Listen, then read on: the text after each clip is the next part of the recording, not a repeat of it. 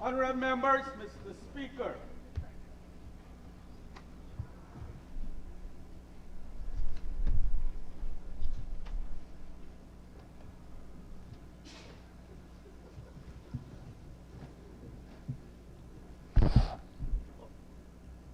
Honorable members, let us start our resumption with prayers led by the clerk. Almighty God, we are here gathered together, do most humbly beseech thee to guide us in all our consultations, so that we may together build a land where knowledge is free, where the mind is without fear, and the head is held high, and where words come from the depth of truth. Grant us, O God, the need and guidance, so that we may deal justly with the several causes that come before us, laying aside all private interests, prejudices, and personal preferences, so that the result of our counsels may be to the glory of thy blessed name, the maintenance of true religion, the preservation of justice, the safety, honor, and happiness of the President, and the peace and prosperity of Guyana. Grant us, O God, the vision so to lead that all the people of this fair land may enter into that state of brotherhood and unity where the mind is led forward by thee into ever-widening thought and action. Thank you, Mr. Clerk. Please be seated.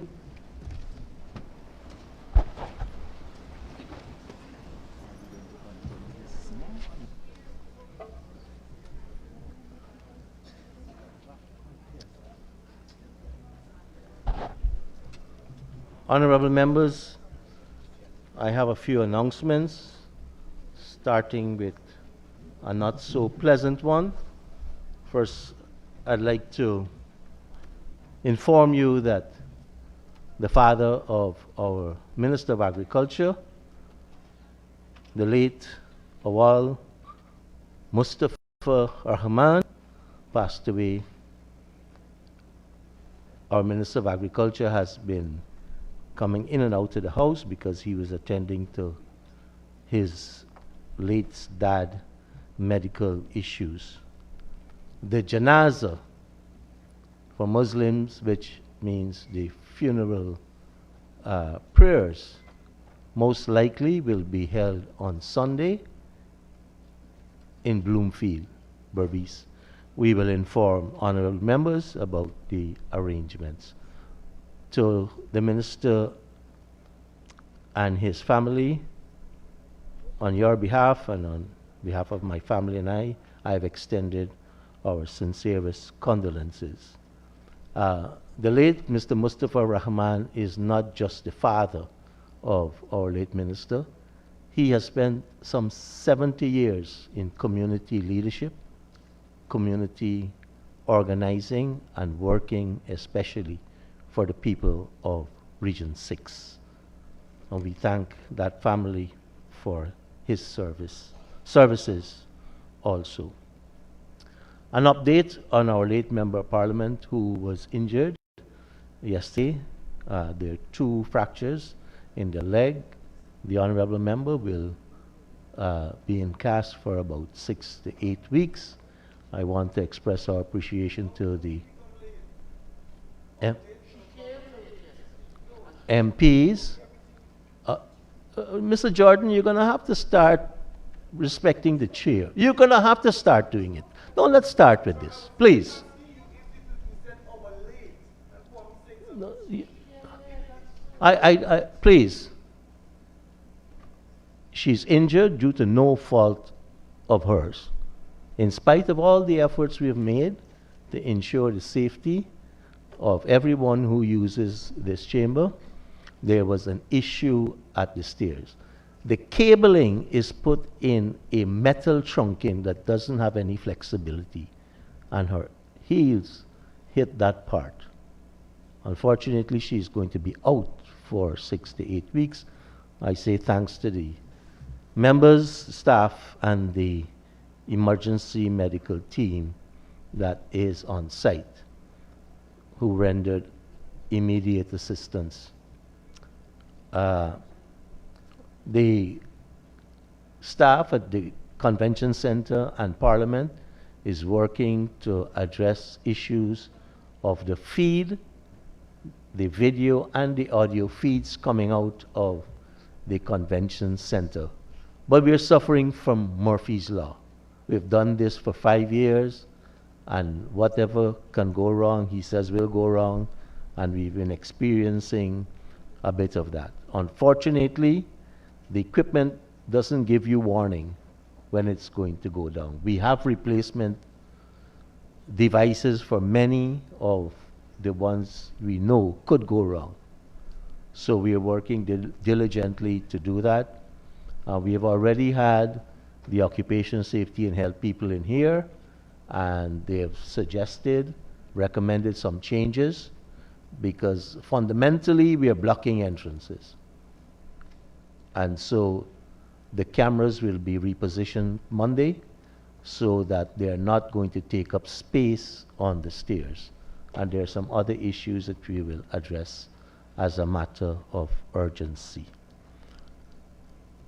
Honorable members, especially for the new members, and we also owe you a duty to help inform you about our standing orders, our rules in the House.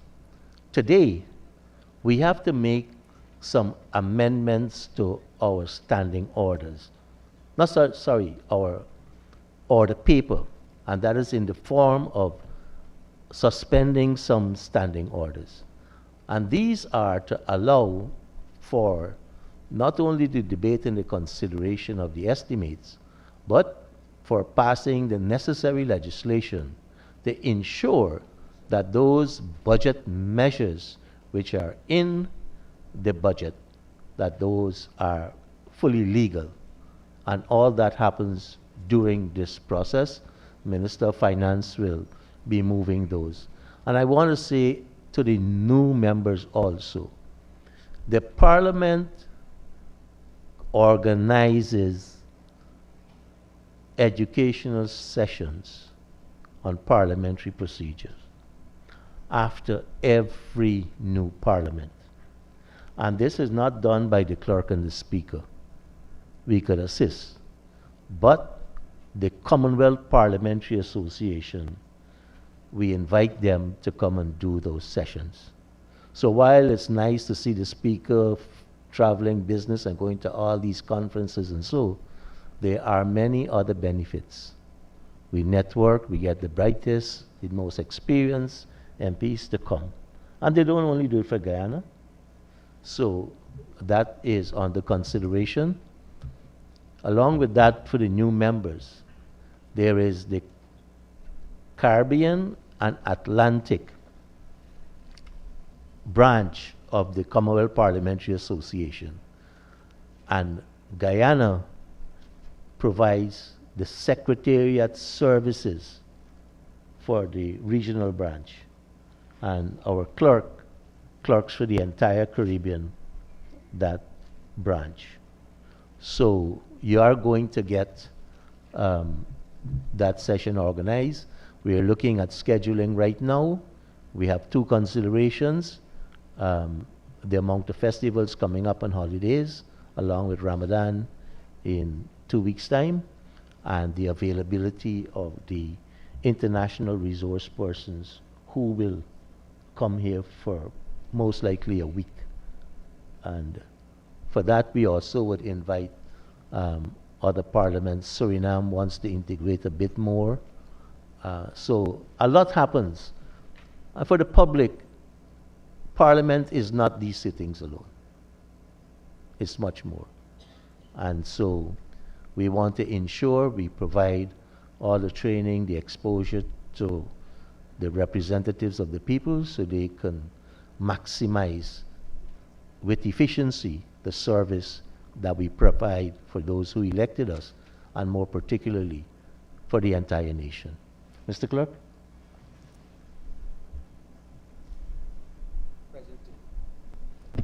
Presentation of petitions and reports. So we have to Etc. suspend the standing order to Just now you suspend. go ahead. Honorable Minister Teixeira. Thank you, Mr. Speaker. I wish to move the following motion for the suspension of the standing orders. Be it resolved that standing order number 13, subclause 1, be suspended to enable the National Assembly to proceed with the following regulations and bills at its third sitting. 1, the excise tax amendment of Schedule Regulations 2026, number 3 of 2026, to be laid in the National Assembly. 2, the Fiscal Enactments Amendment Bill 2026, Bill number 3 of 2026, and 3, the Marriage Amendment Bill 2026, Bill number 4, 2026, to be introduced and read for the first time in the Assembly. These are all tax measures that have been reported in the budget document, and this is to allow us to pass this debate and pass these bills on next Friday. Thank you very much. Thank you very much, Honorable Minister Teixeira. The motion is proposed. Those in favor say aye. Aye. Those against say no. Ayes have it. The motion is carried. Honorable Senior Minister in the Office of the President. Am I ahead of you, Mr. Clerk? The Honorable Ashley Singh. Thank you very much, Mr. Speaker.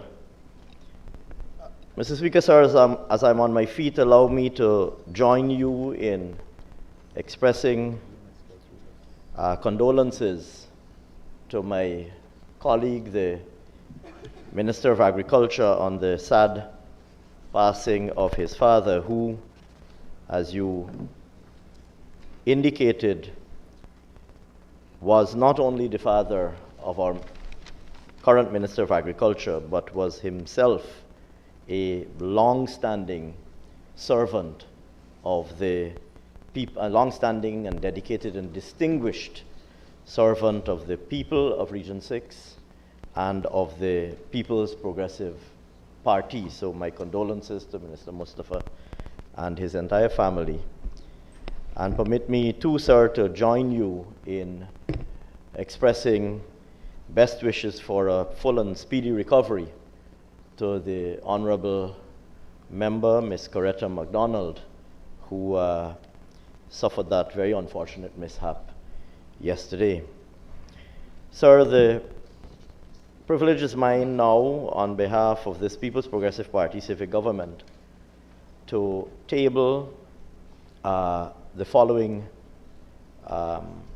paper and/or report, specifically the excise tax amendment of Schedule Regulations 2026, regulations number 3 of 2026.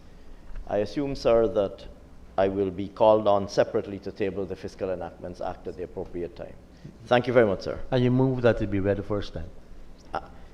And I move. Sorry. Right. So I'm just tabling the regulations at this time.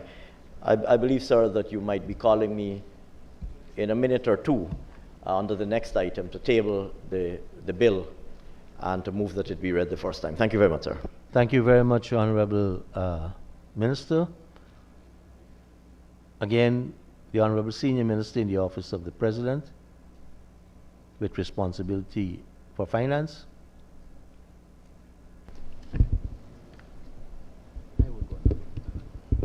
Sorry. Introduction of bills. Thank you very much, Mr. Speaker. I recognize that we are in slightly novel territory. The privilege is now mine, sir, to present to this Honourable House the following bill, the Fiscal Enactments Amendment Bill 2026, Bill number 3 of 2026, a bill intituled an act to amend the Income Tax Act, the Corporation Tax Act, the Value Added Tax Act, the Property Tax Act, and the Customs Act. And I now move, sir, that the aforementioned bill be read the first time. Thank you very much. Let the bill be read the first time. Fiscal Enactments Amendment Bill 2026, Bill number 3 of 2026.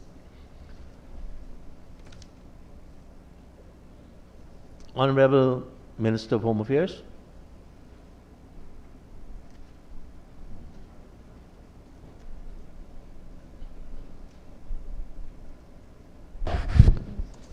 Mr. Speaker, thank you, Mr. Speaker. Mr. Speaker, I beg the House to present before this House the Marriage Amendment Bill 2026, Bill number 4 of 2026. And I move that it be read the first time. Thank you very much, Minister. Let the bill be read the first time. Marriage Amendment Bill 2026, Bill number 4 of 2026. And again, for the newer members, if we do not do this procedure, we would violate the standing order, which says that we have to give 6 days clear notice before we could debate the bill. So if we do it today, we can do it, consider this on Friday next week.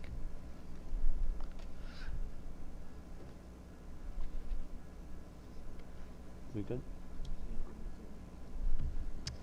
So thank you very much. We can now move to the resumption of the debate. And today's first speaker is Mr. Shana Femi Curlett, our Shadow Minister for Home Affairs.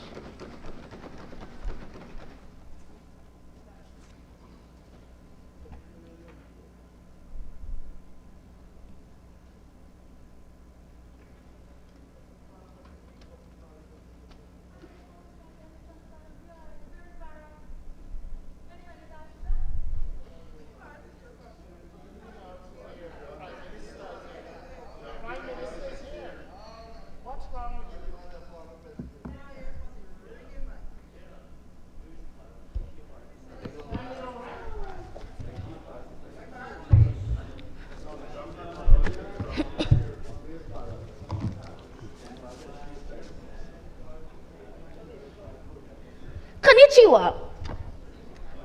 I begin this afternoon by giving thanks to the Almighty for strength, clarity, and guidance.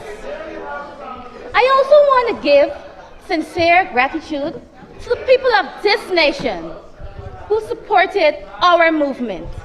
With that being said, I want to give or extend a warm congratulations to the newly elected leader of the opposition, Honorable Azruddin Mohammed.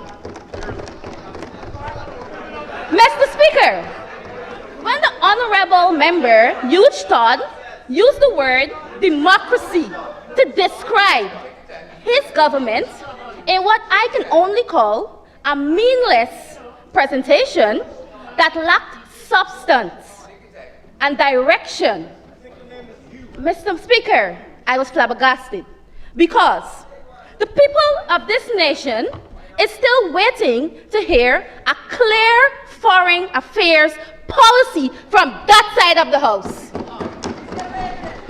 So, Mr. Speaker, I asked, where was the democracy when it took 2 months and 23 days to convene a meeting so that the non-governmental MPs can elect an opposition leader? Where was the democracy when the committees of this House were paralyzed?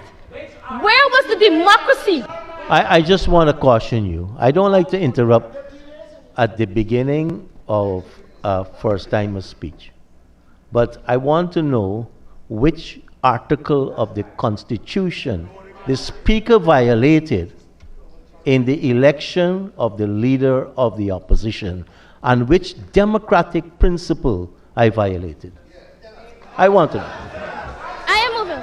Where was the democracy when the president appointed 7 members And there of the is, Teaching Service Commission? and there is a standing order about criticizing the president in this assembly.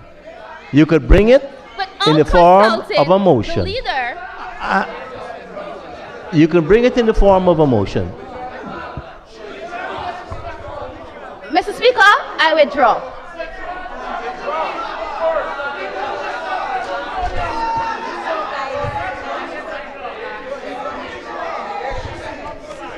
Mr. Speaker, it is very clear that the honorable member, Todd, and I, and the rest of the world has 2 different definitions of democracy. Okay, Mr. Speaker. your time is running.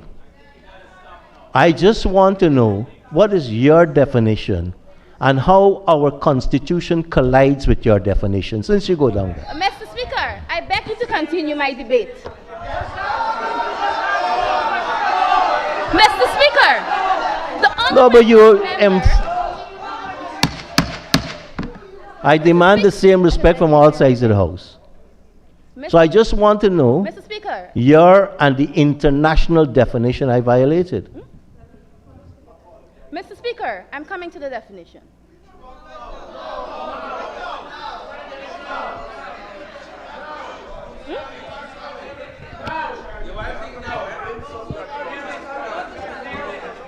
Mr. Speaker, the honorable member,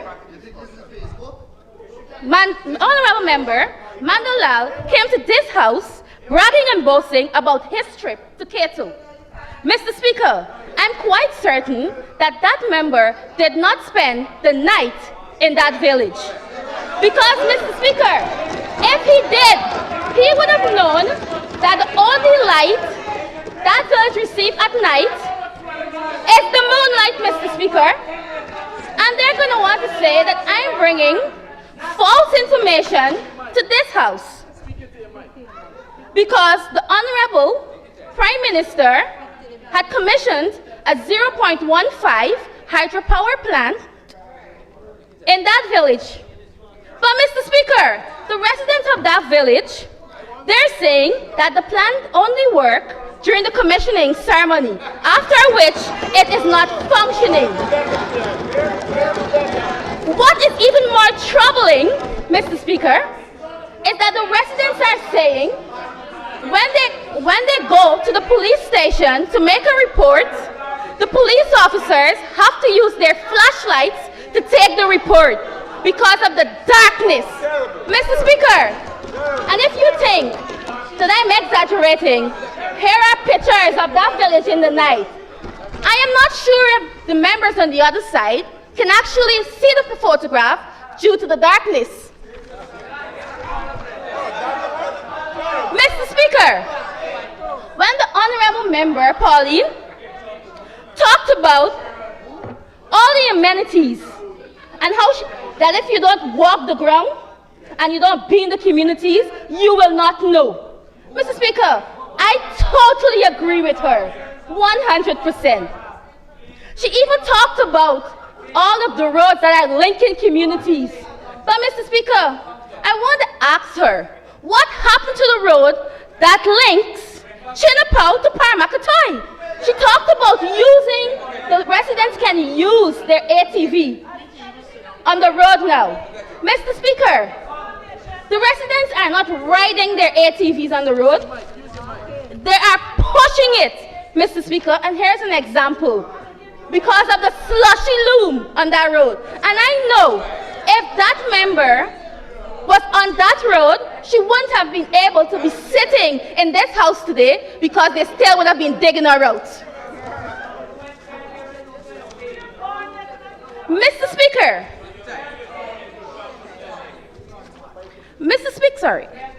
Mr. Speaker, this House is asked to applaud bigger figures and nod along every year as though money by itself is a proof of progress. But outside these walls, the Guyanese people are not living in spreadsheets. They're living in fear, frustration, and the growing sense that priorities are drifting, Mr. Speaker. Mr. Speaker, the Ministry of Home Affairs is charged with the most basic duty of any state, to keep people safe. And yet, Mr. Speaker, the same way that this ministry's budget went up is the same way domestic violence went up. Mr. Speaker, if you think that I am exaggerating, let's look at the numbers. In 2025, Mr. Speaker, this ministry was allocated just over $37 billion. In 2026, they're budgeted for more than $42 billion. Mr. Speaker, that's an increase of nearly $5 billion in 1 year. Mr. Speaker, domestic violence reports are running into the thousands. The most serious indicator, domestic violence related to murders, doubled from 13 to 26, Mr. Speaker. So you see, everything is going up. Mr. Speaker, let me be clear. This ministry is not underfunded. The issue before this House is not money. The issue is direction, priorities, and the judgment of the person responsible for spending the money. Mr. Speaker, and this is where this ministry is beginning to look less like a pillar of security and more like a broken compass spinning without control. Mr. Speaker, I want to be fair. The Honorable Minister did act swiftly on one issue when she assumed office. We all remember it. The country remember it. Vehicle tint. And let me say this clearly before anyone pretends otherwise. Enforcing the law is not wrong. Road safety matters. Order matters. But, Mr. Speaker, priority matters more. In 2025, the Guyana Police Force reported 124 fatal road accidents, resulting in 137 deaths. This was an increase compared to 2024, which was 117 fatal road accidents, which result in 132 deaths. Mr. Speaker, traffic enforcement data from January the 4th to January the 10th, 2026 shows clearly 3,107 persons had committed traffic breaches in just a single week. Mr. Speaker, I'm only going to look at the serious one. 964 cases of speeding, 37 drivers charged for driving under the influence, including some testing well above the legal alcohol limit, 49 unlicensed driver, 59 unfit vehicles for the road, 151 vehicles left in dangerous position. Mr. Speaker, and I can go on. But let me just give you an example. Just recently, a fatal multi-vehicle collision occurred on the New River Bridge connecting two regions. The driver involved was charged with driving without a valid driver's license. Mr. Speaker, and other traffic offenses. One life was lost and several were injured. Mr. Speaker, this incident highlights ongoing challenges in the road safety and traffic enforcement that must be addressed alongside crime and domestic violence. Mr. Speaker, but instead, the Honorable Minister of Tint behavior it can compare to a plastic bag blowing in the air without no sense of direction.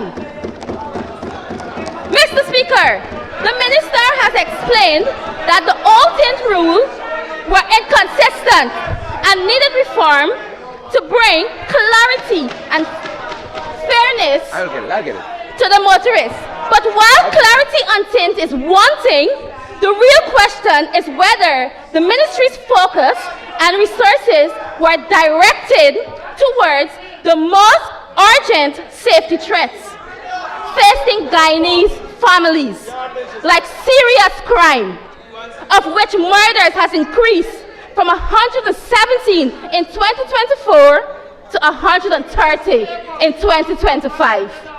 Mr. Speaker, while enforcement energy was being poured into tint, families across Guyana were asking and saying, why does the police arrive after an incident happened when you call them? Mr. Speaker, this side of the House is not satisfied with the growth in figures alone. We demand growth in outcome. We demand clarity of purpose. We demand that safety policy reflects the reality of people, not optics from ministers. Mr. Speaker, when we examine the budget, we see no proportional urgency. We see billions allocated, but very little clarity on early intervention programs, victim protection mechanisms, counseling support linked directly to law enforcement, or measurable outcomes for prevention, not just reaction. Mr. Speaker, a police response after violence occurs is necessary, but prevention before violence occurs is leadership. Mr. Speaker, leadership is exactly what this ministry is struggling to demonstrate. Mr. Speaker, there are numerous allegations against senior officers engaging in sexual misconduct with junior ranks. When such behavior comes from someone you work with, the pain cuts deeper. Mr. Speaker, and I speak from first-hand experience, because I was verbally threatened with sexual assault by the Honorable Kwame, who said to me, and I quoted, "I will do to you what I do to little boys." Mr. Speaker, this behavior is distasteful, and it's abuse of power.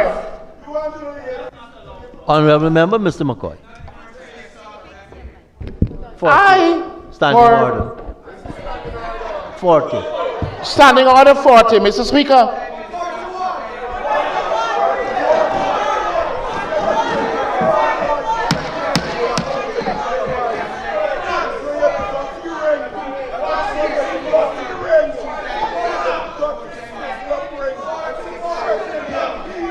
Honorable Member, please. I am standing on Standing Orders 48. Yes. The Honorable Member just made a statement that accuses me of a remark to her of which I have never committed, I've never said, and I would like her to provide the proof of that today. Now, here and now. Mr. Speaker, I have witness of it. Mr. Speaker, look.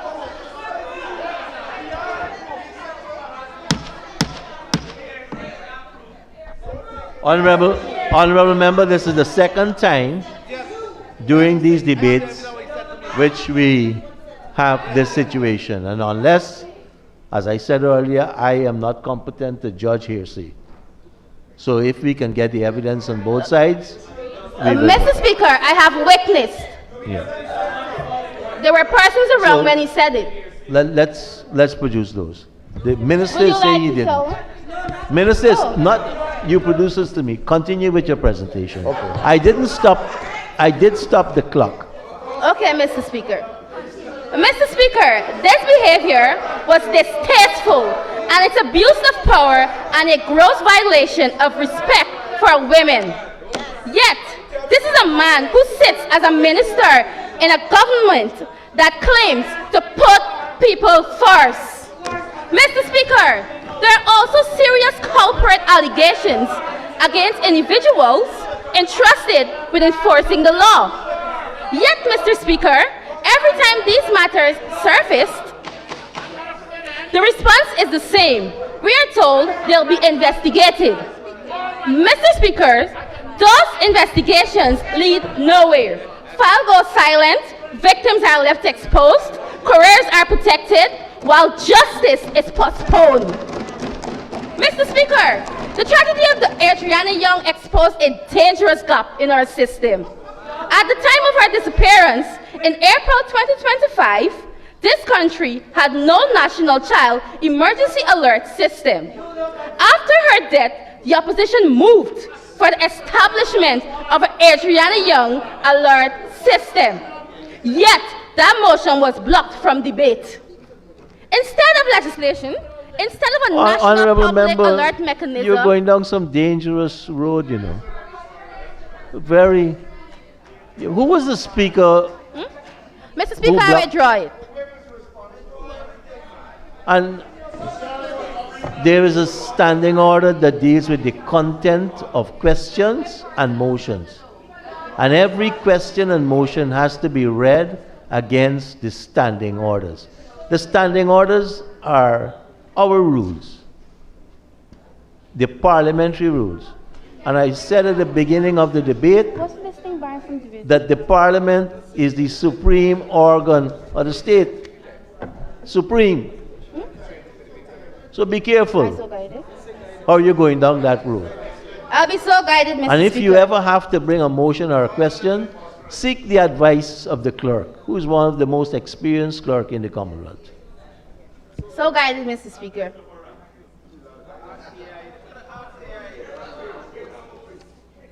Mr. Speaker, the public is asked to trust a system that repeatedly swallows allegations and produces nothing but silence.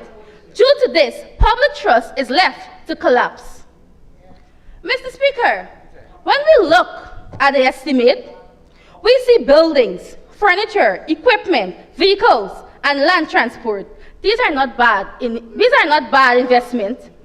We support investment that benefits the people. But, Mr. Speaker, we do not support infrastructure without strategy becomes decoration. Mr. Speaker, this budget claims to be about putting people first. But before we accept that, let us look carefully at what is truly being put first. What is truly being put first? What is truly being put first? Food prices up, transportation costs up, household expenses up, utility bills up, rent and housing costs up. Mr. Speaker, you know what went down? Real wages, meaning what salaries can actually buy, down. Disposable income, down. Household savings, down. Quality of life for frontline workers, down. Financial security for their families, down. Mr. Speaker, can you imagine that these frontline workers are valued at only $1 million if they die in the line of duty?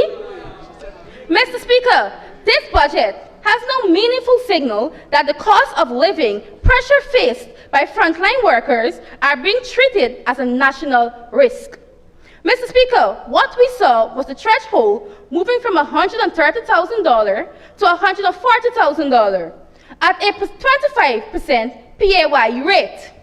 Mr. Speaker, that is equal to $2,500 per month. Excuse me.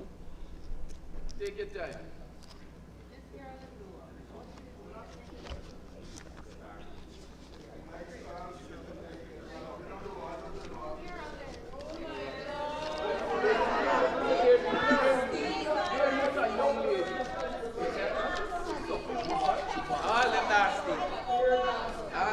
Yes. Mr. Speaker, that is equal to $2,500 per month, which is roughly about $83 per day. And they sit across the room shouting, putting people first. In a budget of over $1.558 trillion, this is not a broad tax relief. Mr. Speaker, this is a pay slip of a police corporal whose gross salary is $158,000 per month. After all the deductions and the credit union loan, Mr. Speaker, he's left with $91,487. Mr. Speaker, and this government preaches about having the fastest growing economy. Honorable member, you'll have to lay that over. And just because whatever you're quoting from, you have to lay over. The slip? Right? Yes. Okay. And I noticed you say less credit union loans, right? Included in that deduction. Yes. Okay, good. Mr. Speaker, with that being said, you cannot stop bribery within an organization without first understanding and addressing its root cause. And when you analyze this ministry, the root cause becomes clear. The officers within these ministries are underpaid. They are struggling to survive. They are struggling to provide for their families. Mr. Speaker, do you know what it feels like to go home and see 4 eyes staring at you, hungry eyes, and you have nothing to give to them? Do you know what it feels like? By the time your paycheck reaches your pocket, it disappears as though they are holding it. Mr. Speaker, this is the daily reality of these officers. Just to the honorable member, I would like to go in the ring and discuss what I know about poverty. Mr. Speaker, this is a reality that members, Mr. Speaker, this is a reality that members on that side of the House will never understand.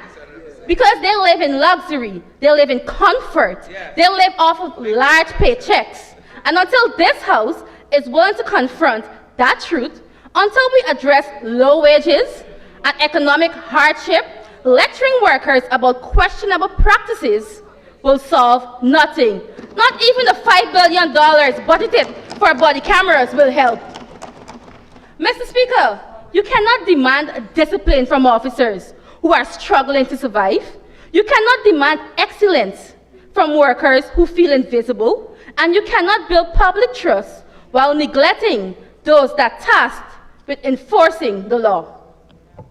Mr. Speaker, the prisoner-to-staff ratio is projected to improve slightly from 53:1 in 2025 to 50:1 in 2026. This is still a ratio that reflects strain, not comfort. Mr. Speaker, this side of the House is not arguing that nothing is being done. We're arguing that what is being done is not corresponding with the scale of the problem. Mr. Speaker, according to the estimate, the total allocation for the Guyana Fire Service is just over $5 billion. While this represents an increase of over the original amount for 2025, it does not represent a structural shift in how fire and emergency response is being strengthened across the country. Mr. Speaker, when we turn to the estimate, no major modernization program introduced. Mr. Speaker, there is no clearly identified new project aimed at reducing emergency response time, expanding coverage in growing communities, or modernizing fire and reducing capacity in line with increased urbanization and industrial activity. Mr. Speaker, this is particularly troubling in a context where communities are expanding rapidly. High-rise construction is increasing, and industrial and commercial fire risks are growing. Mr. Speaker, the fire service remains funded at a level that this side of the House is not suggesting, that firefighters are not working hard. On the contrary, they continue to perform under pressure, often with limited resources. But, Mr. Speaker, commitment cannot be substitute for capacity. Mr. Speaker, a modern state does not wait for disaster to expose gaps in emergency response. It plans ahead. It invests ahead. It builds resilience before disaster strikes. Mr. Speaker, the Custom Anti-Narcotics Unit occupies a uniquely sensitive position in our national security. It is an agency entrusted in intercepting illegal narcotics, seizing, safeguarding evidence, and supporting prosecutions against organized crime. Because of that role, Mr. Speaker, credibility, integrity, and control systems are everything. According to the estimate, the Kano receives an allocation of approximately, or will receive, $356 million. Mr. Speaker, capital expenditure is minimal. And when we examine estimates, there is no new project introduced in 2026 aimed at upgrading secure storage facilities, strengthening evidence management system, modernizing tracking or inventory control for seized narcotics, or introducing digital chain. Mr. Speaker, what we see instead are continued allocations, not reform. This is deeply troubling when placed against the public record of concerns surrounding missing or unaccounted for narcotics. Mr. Speaker, and this is where the 3 Ps finds itself along with the genie. What do I mean, Mr. Speaker? What do I mean, Mr. Speaker? They prevent the narcotics, procure it, ponder it, and then the genie turns it into flour. Mr. Speaker, I am not making any allegations against any individual, but it's a matter of public knowledge. Widely reports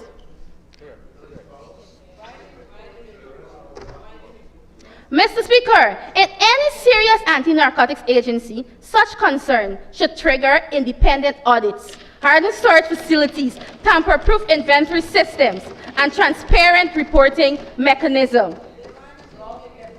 Yet, Mr. Speaker, when we see no timeline, Mr. Speaker, of the evidence management reform, or a secure vault construction, or independent oversight mechanism. In other words, the risk factors are acknowledged in public disclosure, but they are not reflected in the budgetary response. Mr. Speaker, credibility in drug enforcement is not built on seizures alone, it is built on what happens after. From the moment narcotics are intercepted, the state must be able to account for every gram, every movement, and every handoff. If the chain breaks at any point, prosecutions collapse, public trust erodes, and questionable practices, Mr. Speaker, find place to grow. Yet, this budget does not show that Kanu is being equipped to close those gaps. Mr. Speaker, this side of the House is not questioning the dedication of officers. We are questioning whether the systems around them are strong enough to protect them, protect the evidence, and protect the interests. Mr. Speaker, as I close my presentation, I want to say this budget has everything. Plenty money, plenty promises, and the same old problem, without any complete answers. And that reminds me of a culprit, undesirable, who fled the BVI before deportation. A failure dressed up as second chance. No matter how it's presented, the reality underneath remains the same. Mr. Speaker, the government proudly chants the slogan of putting people first, but they never told us which people. Because, Mr. Speaker, when this budget is examined line by line, page by page, the majority of Guyanese are being left behind. Let me say this clearly. A budget that leaves most people behind is not a national budget. It's a selective one. And this side of the House cannot and will not support a budget that looks good in headlines but fails the people in reality.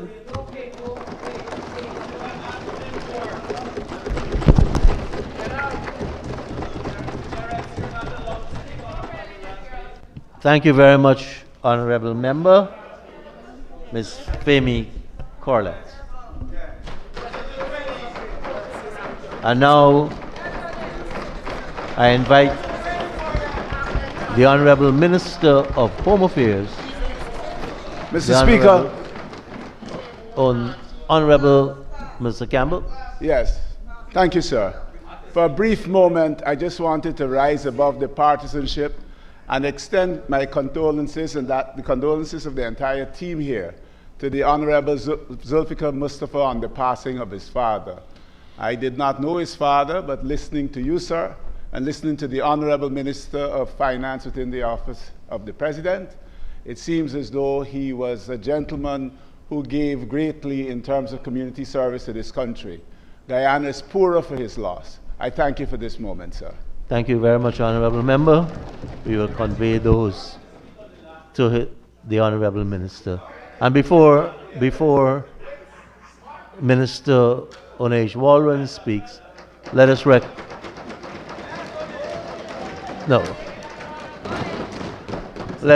recognize the 10 members of Chase Academy, who is sitting opposite where Minister Walron is standing, up to the south. Thank you, Chase, and your teacher for visiting the National Assembly. Honorable Minister of Home Affairs, the Honorable Onej Walron. Thank you, Mr. Speaker. Mr. Speaker, I rise to add my voice to the support of Budget 2026 under the important theme of putting people first. Mr. Speaker, let me quickly deal with the contribution, if you will, of my shadow. Mr. Speaker, the figures for domestic violence were inaccurate. I don't know where those figures have come from. Mr. Speaker, we are in fact experiencing in 2025 a decrease in the reports of domestic violence and an increase in the proportion of convictions as it relates to the cases that have been reported. So in all around, we are actually seeing improvements in the domestic violence statistics. The report is available. Please, Mr. Speaker. Mr. Speaker, the fire, prison, and the Guyana Police Force has seen historic levels of investment by this PPPC government from the year 2020 and 2025. And Mr. Speaker, and these investments will continue in 2026. But it's important to announce to this House and to my shadow, Mr. Speaker, that on every level, we are seeing return on the investment. Crime is down historically by 25.5%. Serious crime down by 25.5% from the end of 2025. Recidivism rate, where the young people from the Guyana Police Force is the lowest it is in the region at 14%. The rest of the Caribbean region is seeing a recidivism rate of 40 and 50%. And she walks out when they don't want. Mr. Speaker, it is so disheartening, Mr. Speaker, to see the level and to hear the level of misinformation and an incompetence coming from the other side of the House. And Mr. Speaker, added to which, there seems to be an unwillingness to discourse and to learn. So the idea is to come to this House, spew the rhetoric, send this misinformation and disinformation, and then run away when we're having a discourse. Mr. Speaker, this is a debate. This is not the running the campaign and running your mouth on social media. This is not a brawl. This is a debate. And so you should be willing to open to hearing that, there's another side to the story. But Mr. Speaker, that being said,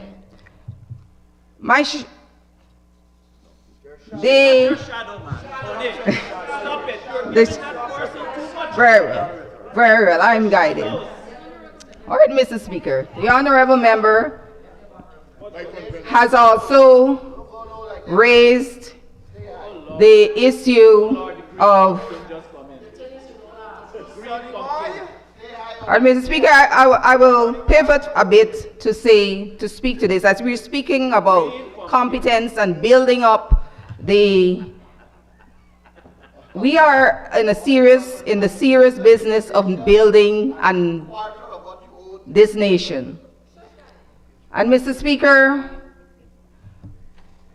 we have the budget 2026. A lot of us indeed, even the experienced one, miss sometimes how the mammoth task it takes to craft a budget like this, especially in the context of a nation that is rapidly evolving and changing and developing. And as we're talking about shadows, I took a look around, Mr. Speaker, over this week at the members on the opposite side as we are looking at the shadows and I realized, Mr. Speaker, that the Honorable Ashni Kumar Singh has demonstrated, along with his staff, such an expertise, acumen, astuteness, where it comes over these past few years, where it comes to crafting and presenting to this assembly a budget that is fit for purpose, for a growing economy. And then I looked around and I thought, but who can shadow this venerable Ashni Kumar Singh? They were smart. They didn't bother. They didn't even bother. They threw up their hands. They didn't even bother. And I looked around and I was, I did and I hope my colleague will forgive me for this. I did a quick Google of Ashni Singh's and his qualifications. I know Ashni must forgive me for this. And Google does not do him justice in terms of the length and breadth and depth of his qualifications. And he's modest, Mr. Speaker. But Mr. Speaker, I want to make the point that competence matters. You cannot come to this house mouth off, bereft of ideas. Some of them on the other side claim that they can shadow the Minister of Health and the Minister of Finance together with their 50 minutes that they have. Now, Mr. Speaker, I wish to congratulate the Honorable Dr. Ashni Singh and the staff of the Ministry of Finance in crafting this budget, as well as the staff from the ministries all across the public servants for the work that they have put into, months and months of work in crafting this budget.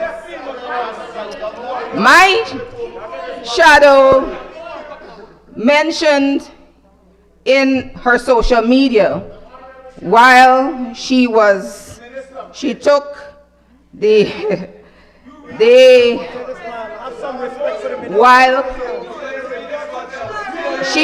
took the opportunity to criticize the capital projects. Empty vessels make the most noise, children. The empty vessels, there they are. She mentioned, Mr. Speaker, that the capital projects at the Ministry of Home Affairs one of the capital projects that some of the money could have been used. The money that she claims that was wasted could have been used for other social programs. And I invite the Honorable Shadow to consider what $11 billion could have been used for. I invite her to consider, as she knows what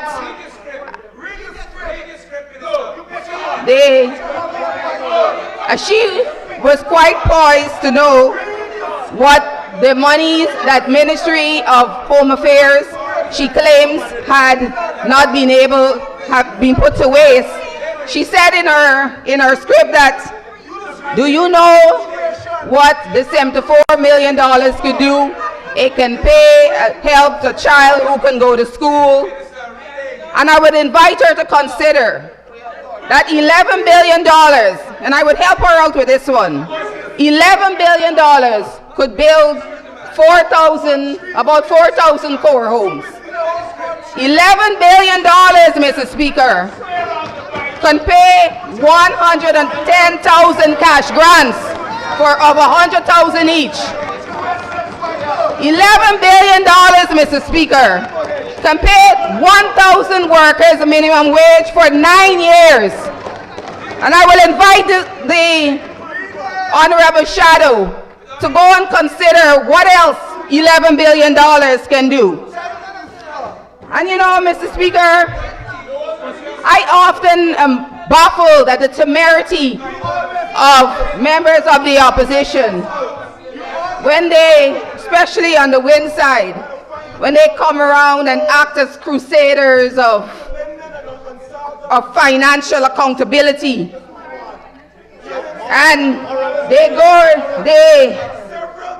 have all sorts of vile and vitriolic things to say about us on the government side. And Mr. Speaker, you yourself have been victim to these vile attacks, Mr. Speaker. And I'm wondering what gives them this moral authority to crusade around and say that they're the virtue and paragons. He said, I am here to call out all the wrongs. I am a crusade for the truth. What gives them that temerity, Mr. Speaker? Mr. Speaker,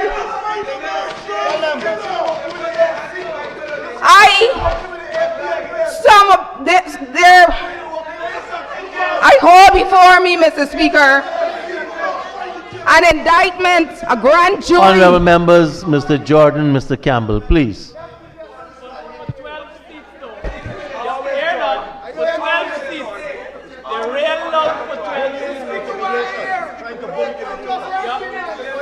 Mr. Speaker,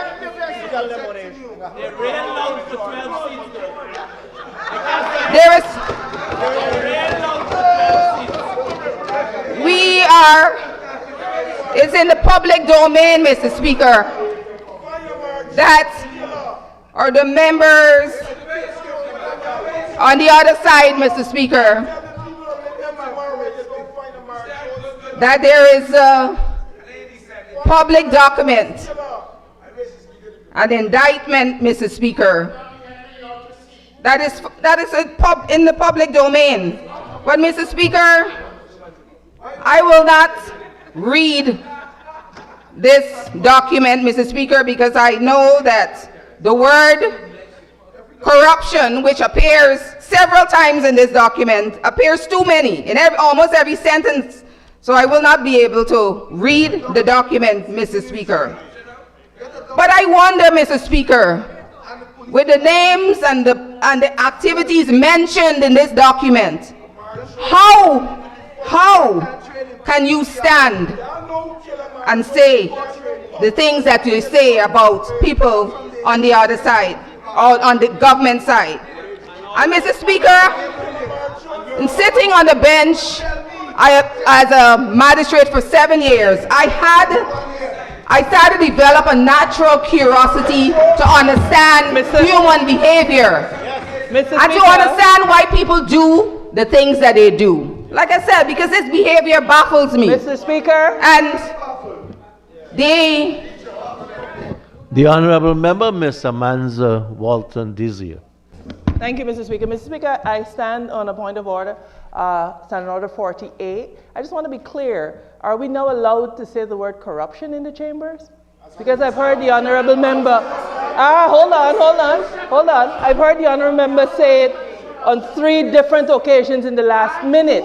So I just want to be very clear as to whether we're now allowed to use the word. Thank you, Mr. Speaker. Honorable Member, we have listened and she corrected herself. You didn't hear that? When she said that word appears, so she's going to desist, right? So please listen. Go ahead, Honorable Minister.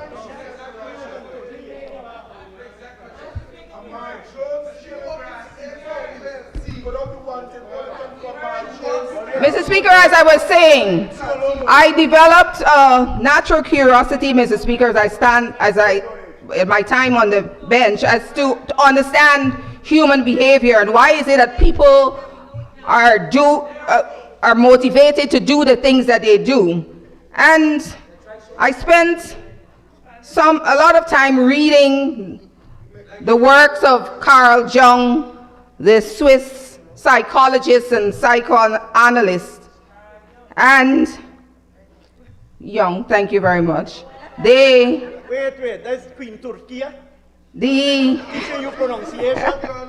That is okay, I stand corrected. It is spelled J-U-N-G.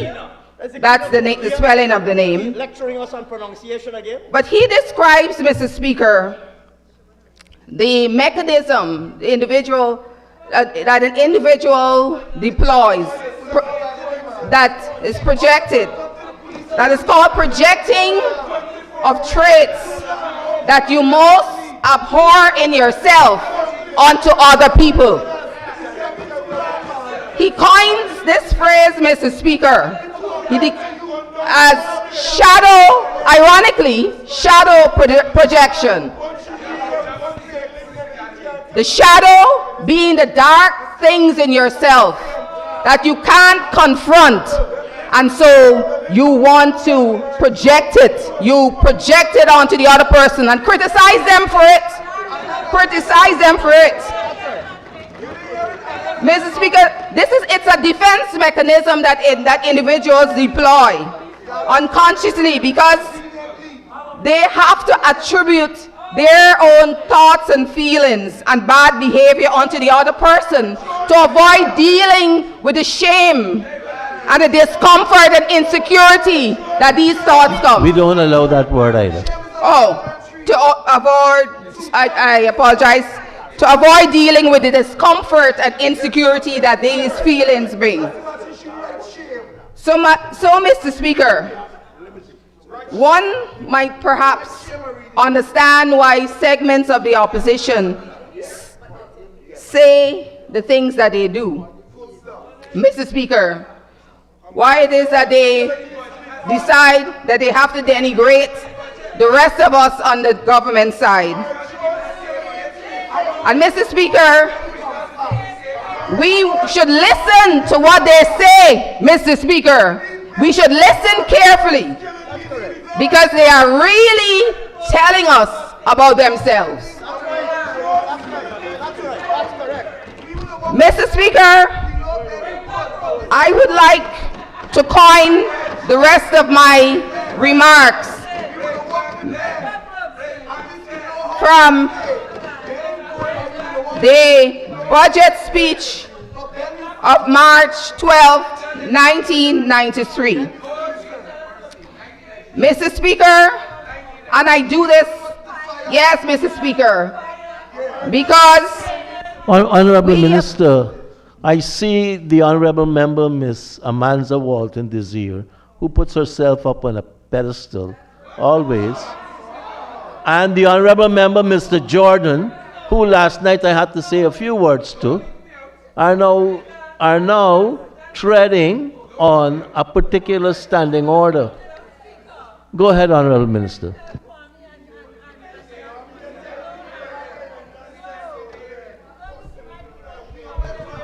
Mr. Q. Solomon, please. Mrs.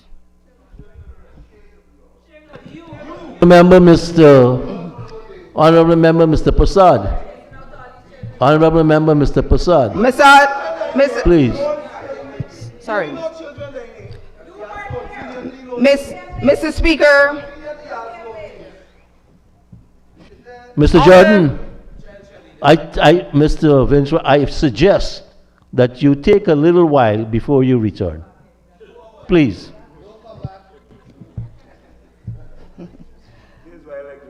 Mr. Speaker, clearly some things are rattling them. Mr. Speaker, I would like to my remarks for these next few minutes within the context of a little sojourn in history. Because, Mr. Speaker, we've been finding that there has been a deliberate... Honorable Minister, Honorable Mr. Campbell on his feet. Microphone. Mike.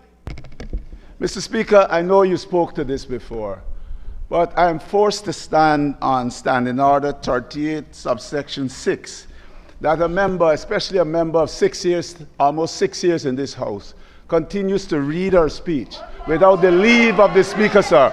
Sorry, it is ridiculous.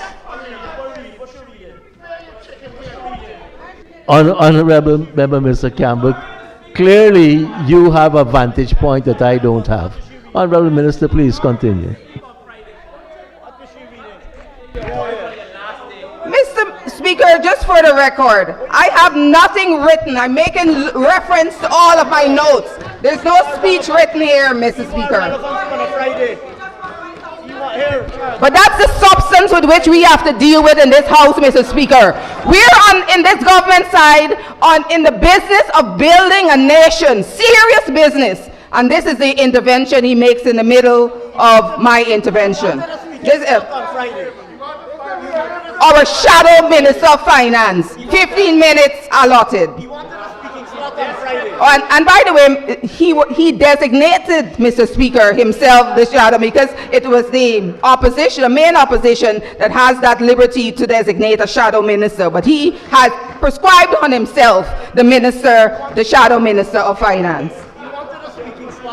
And gets up to make, yes, that intervention. So, Mr. Speaker, as I move on, it is... Honorable Member, Mr. Campbell.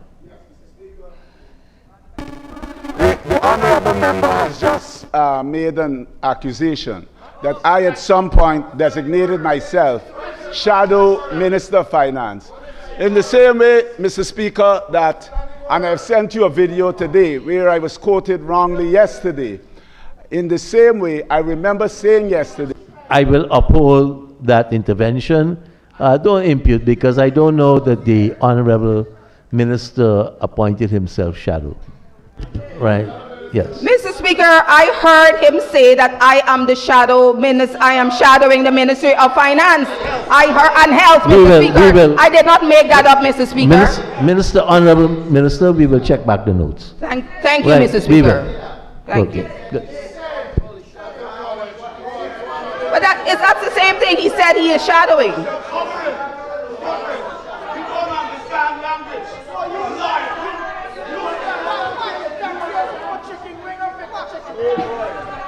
Mr. Speaker, I begin again. Once again, Mr. Speaker, we find that on the other side, they continue to be strangers to the truth in many instances.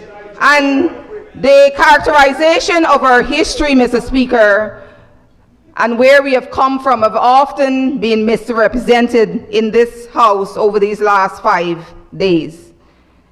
And Mr. Speaker, it is in that context that I beg your leave, Mr. Speaker, to use the budget speech of March 12, 1993, to give a brief history lesson of where we've come from, especially for the young people, Mr. Speaker. Because as the saying goes, those who do not remember their history are doomed to repeat it.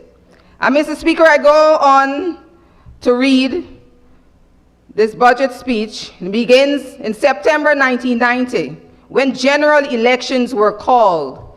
All the opposition parties rejected the call, demanding that procedures to make the elections free, fair, and transparent were effected before such elections took place. The heroic struggle of our people, supported by the efforts of the Carter Center, United Nations Development Program, other agencies, and friendly government, culminated in the change of government. We are grateful to the international community for the process of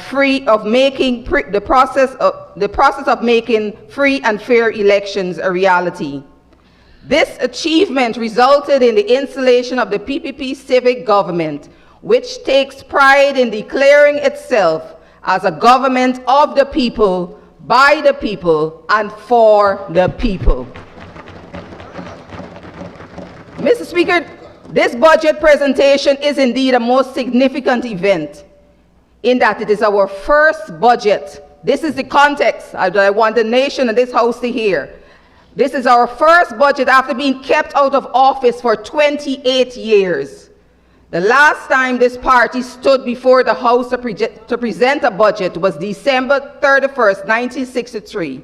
And it is no secret that over that period, not only did our economy stagnate and living standards deteriorated rapidly, but Guyana became the poorest country in the Western Hemisphere.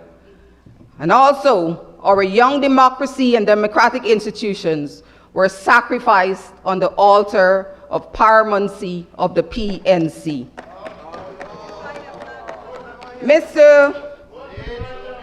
His Excellency, the President, has said, with the support of a wide cross-section of freedom-loving Guyanese, fought hard and long for over 25 years to return democracy to our people. Mr. Speaker, this economy has been surveyed, analyzed, and subjected to innumerable consultation. The submission of the PPPC Civic is that the damage over these years was indeed devastating. The PNC hurricane leveled everything in its path, leaving no gain but a great deal of pain in its trail. This honorable member, Dr. David Hines, is the misery with which you are referring to. This honorable member, Dr. David Hines, is the darkness and the oppression to which you are referring to in your poem, It's a Dark Time, My Love by Martin Carter. This is the misery. When a 5-year-old girl got to stand in line because there's rationing on sugar and flour, and her siblings got to stand in line in the sun so one person can have 2 pounds of sugar, the other person can buy 2 pounds of flour, the other one can buy a pint of oil, so they all come together and make for hours. When the little girl, that is the misery with which we are referring to. That is the misery to which Martin Carter is referring to. Their faces are strained and anxious. Yes, their faces are strained and anxious when they didn't have the money to leave this country and had to be subjected to a healthcare system that condemned them to death. That is, their faces were strained and anxious. Their faces and strained and anxious, Mr. Speaker, when they had 6 children have to sit on one bench to share one textbook in a dilapidated school. Their faces were strained and anxious. Honorable Member David Hines, the PNC regime put people last, Mr. Speaker, and honorable members under the PPP civic government, people come first.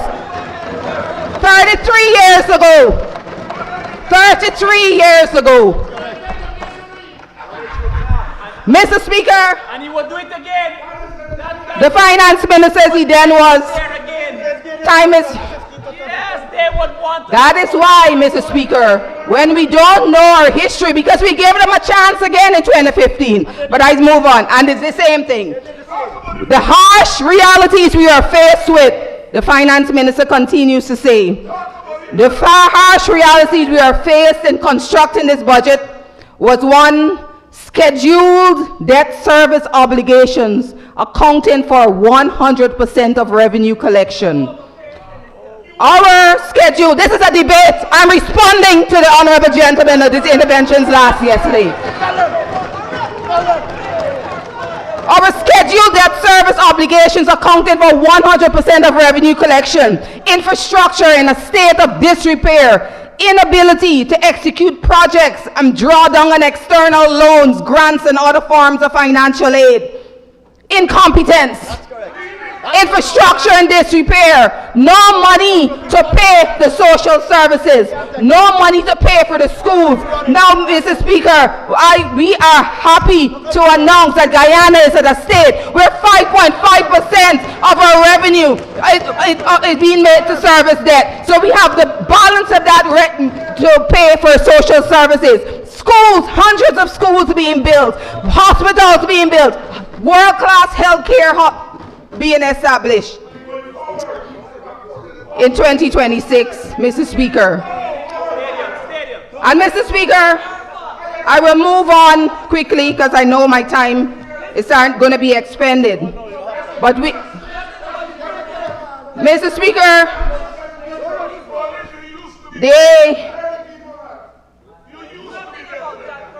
the compounding of harsh realities going on, Mr. Speaker, on the compounding of the harsh realities have been the wild, inflammatory charges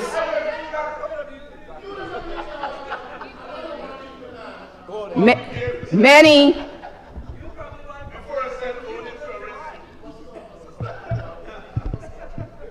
compounding all the harsh realities have been the wild, inflammatory charges of ethnic discrimination, which the PNC and its leaders, to no avail, have consistently tried to corrode the legitimacy of the new government.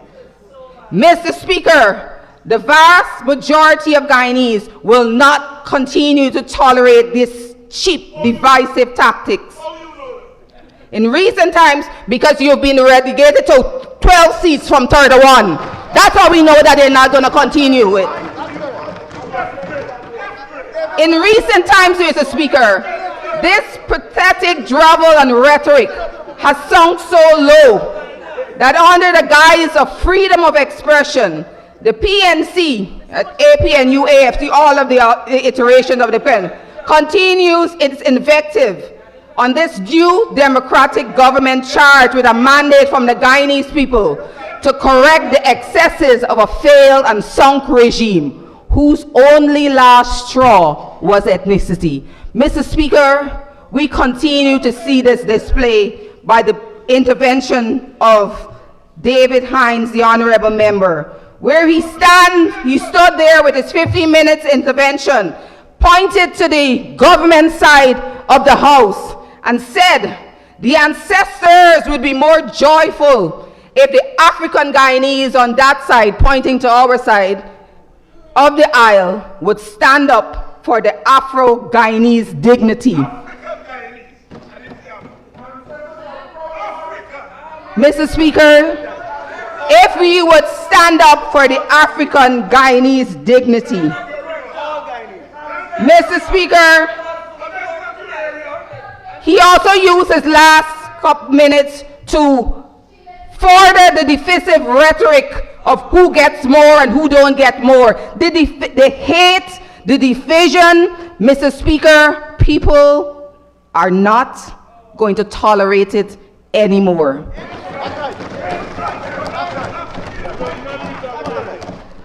And Mr. Speaker, this member uses his platform to strip every single time by his words, the very dignity he claims to want to uphold or holds us to uphold of Afro-Guyanese, Mr. Speaker.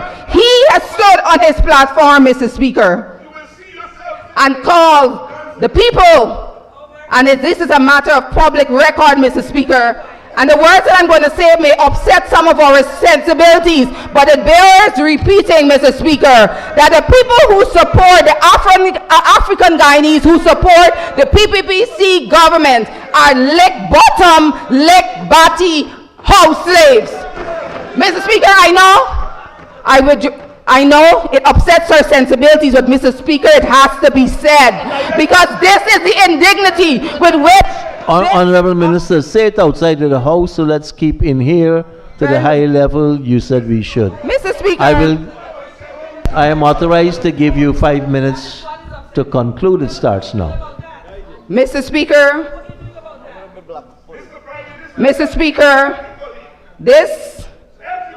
this government, Mr. Speaker, is about the true empowerment, and true empowerment is not dependency. It is access, it is inclusion, it is providing an environment for the talents and ambitions of our people, our young people, that they can rise. That is how dignity is built, Mr. Speaker. The dignity we promote is dignity of work, thousands of jobs being provided, the dignity in education being provided, dignity in enterprise, the development bank, opportunities that are available, the dignity in owning homes. That is where the dignity is, Mr. Speaker. That as a nation, we can rise together, Mr. Speaker. Guyana is for all Guyanese, and this government will remain firm in its resolve to ensure that people of all cultures and ethnic groups participate in and enjoy the fruits of this beautiful country. Mr. Speaker, I will speak very quickly, Mr. Speaker, on crime with which I have responsibility for, to say, Mr. Speaker, and reinforce that crime is on the decline, Mr. Speaker.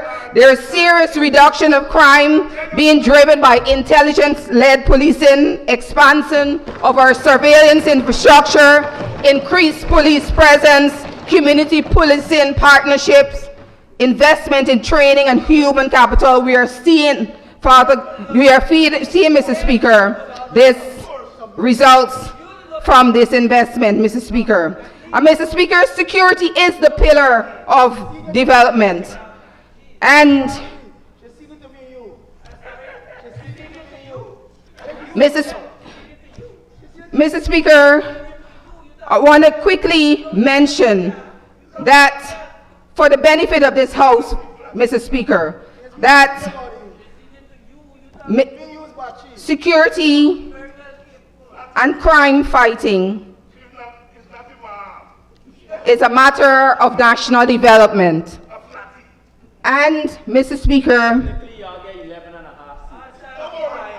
we continue to face the scourge of financial crime in our country, the threat of financial crimes, as all crime, on our national development. And we would like, Mr. Speaker,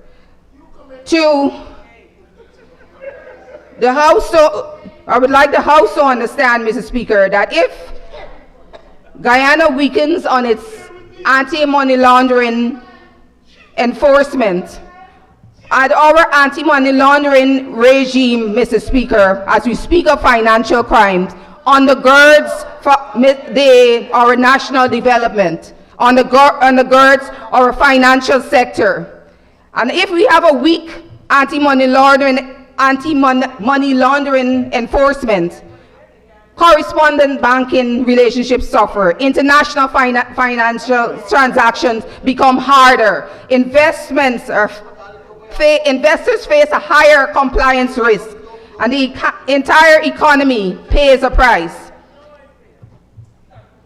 And every person, Mr. Speaker, must ensure that funds, assets, and benefits that they receive can withstand legal scrutiny. And we need to let the House know, Mr. Speaker, because this, about the offense of money laundering that is created under Section 3, that a person commits the offense of money laundering if he knowingly or having reasonable grounds to believe that any property in whole or in part, directly or indirectly, represents any person's proceeds of crime.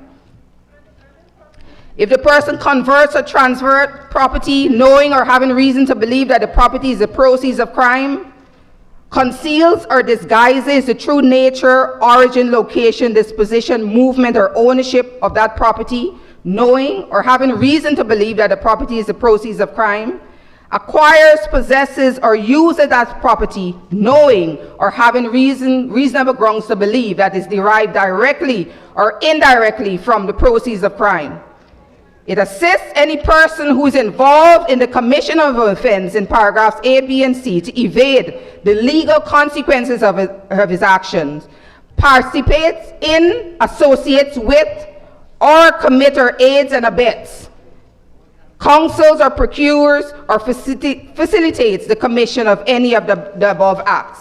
And the act goes on to describe what proceeds of the crime mean. Mr. Speaker, it behoves us for the House to understand this, because there have been some worrying developments, Mr. Speaker.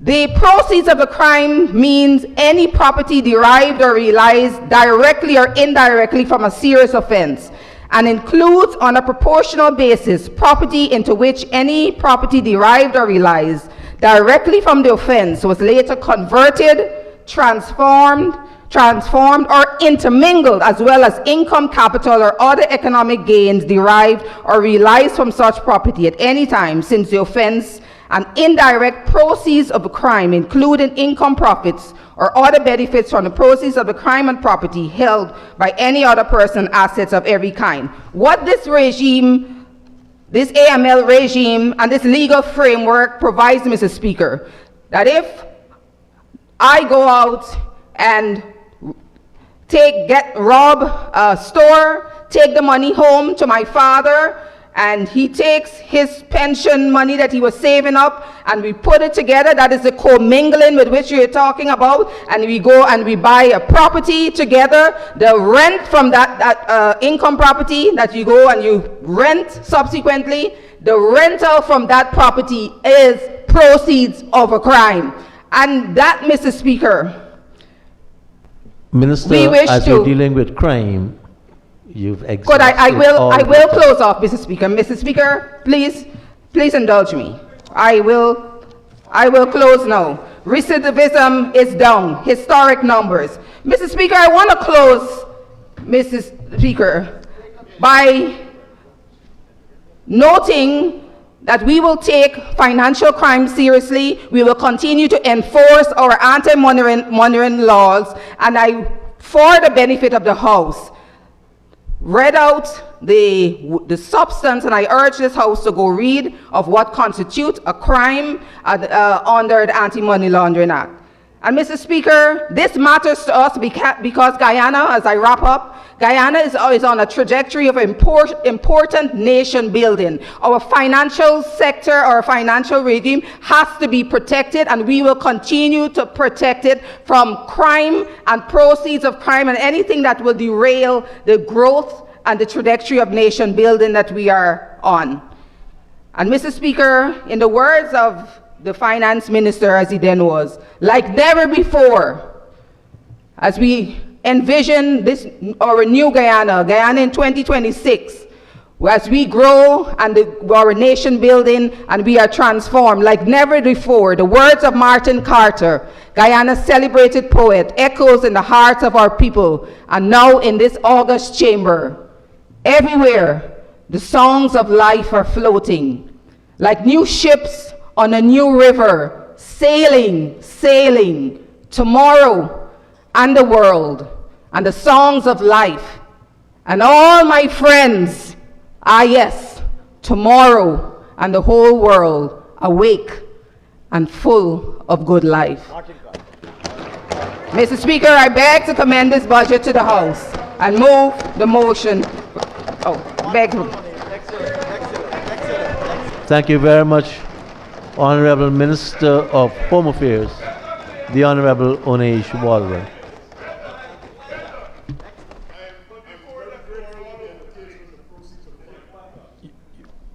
The Honorable the Honorable Attorney General and Minister of Legal Affairs, the Honorable Mahabir Anil Nandlal, Senior Counsel. Sir, your time starts now. Thank you very much. Mr. Speaker, I want to begin by extending my congratulations to my distinguished brother, the Minister of Finance, and his staff. Of course, all the staff in all the other ministries and all the other ministers whose collective efforts were presented here as in the form of our 2026 budget. And of course, I want to especially commend the Minister of Finance for his marathon presentation of that budget with his characteristic elegance. 6.5 hours, I think. So, Mr. Speaker, coming low down in the batting order has given me the advantage of listening to a number of presentations, almost the entire opposition side, and I dare say, Mr. Speaker, with respect, an inexperienced opposition, but they regaled us in all types of lectures. They purport to explain to us about how budgets should be presented, how policies should be crafted, all manner of things. When you listen to them, rather than temper their presentation with the commensurate inexperience, they unfortunately exhibited an uncanny degree of arrogated knowledge and experience. I want to lecture this bunch of veterans, as my brother Jacob said. So, Mr. Speaker, I thought it best to put on the record again of this House that the People's Progressive Party, on whose behalf I have the privilege to speak, has been crafting and presenting budgets in the Colonial Assembly and in this National Assembly since the year 1953, 73 years ago. And in terms of winning free and fair elections, we have demonstrated that we are the most successful unit in that regard, not only in Guyana, but the entire Caribbean. That's right. We know this thing. Every election, we go to the people with a manifesto, and we discuss with the people that manifesto. And the people, if they endorse the manifesto, then we tell them to elect us. And when they elect us, they put us in government, we implement that manifesto. Mr. Speaker, that winning formula was once again employed in the September 1st elections. And from 2020, we have been engaging constantly with the people of our country, recording those engagements, and we produced a budget which we took to the people under the banner Forward Together for a Better Guyana, the manifesto. And we traveled the length and breadth of this country, and we explained this manifesto to the people. We explained every policy. We explained every project. We explained every program. And we said to the people that if you wish us to implement these policies, if you agree with these programs, if you support these plans, then elect us and we will implement them. And we have, Mr. Speaker, an unenviable track record of success. We have that, of delivering on promises. So the people believed us. And when the results of the 1st of September 2025 elections were revealed, Some people had a heart attack. when the election results came out, we got 36 seats, meaning that the people voted solidly for those programs, solidly for those plans, and solidly for those projects. And they are contained in this budget that we are presenting. So with the greatest of respect, you don't agree with it? You didn't vote for us. You didn't agree with it? You didn't vote for us. The people who vote for us, we are representing them and every other Guyanese. That is the reality of politics, my friend. That is the reality of politics. That responsibility. And you know what? Given to them. We don't have to put it on a manifesto that we are putting people first. We are in politics together. And the APNU did just like us. They did just like us. They went to the people. They had a manifesto. They told the people, these are the plans, these are the projects, these are the policies. If you want them, if you want us, and if you want these implemented, vote for us. And we are putting you first. They put that on the document. When the results came out, the people put them last.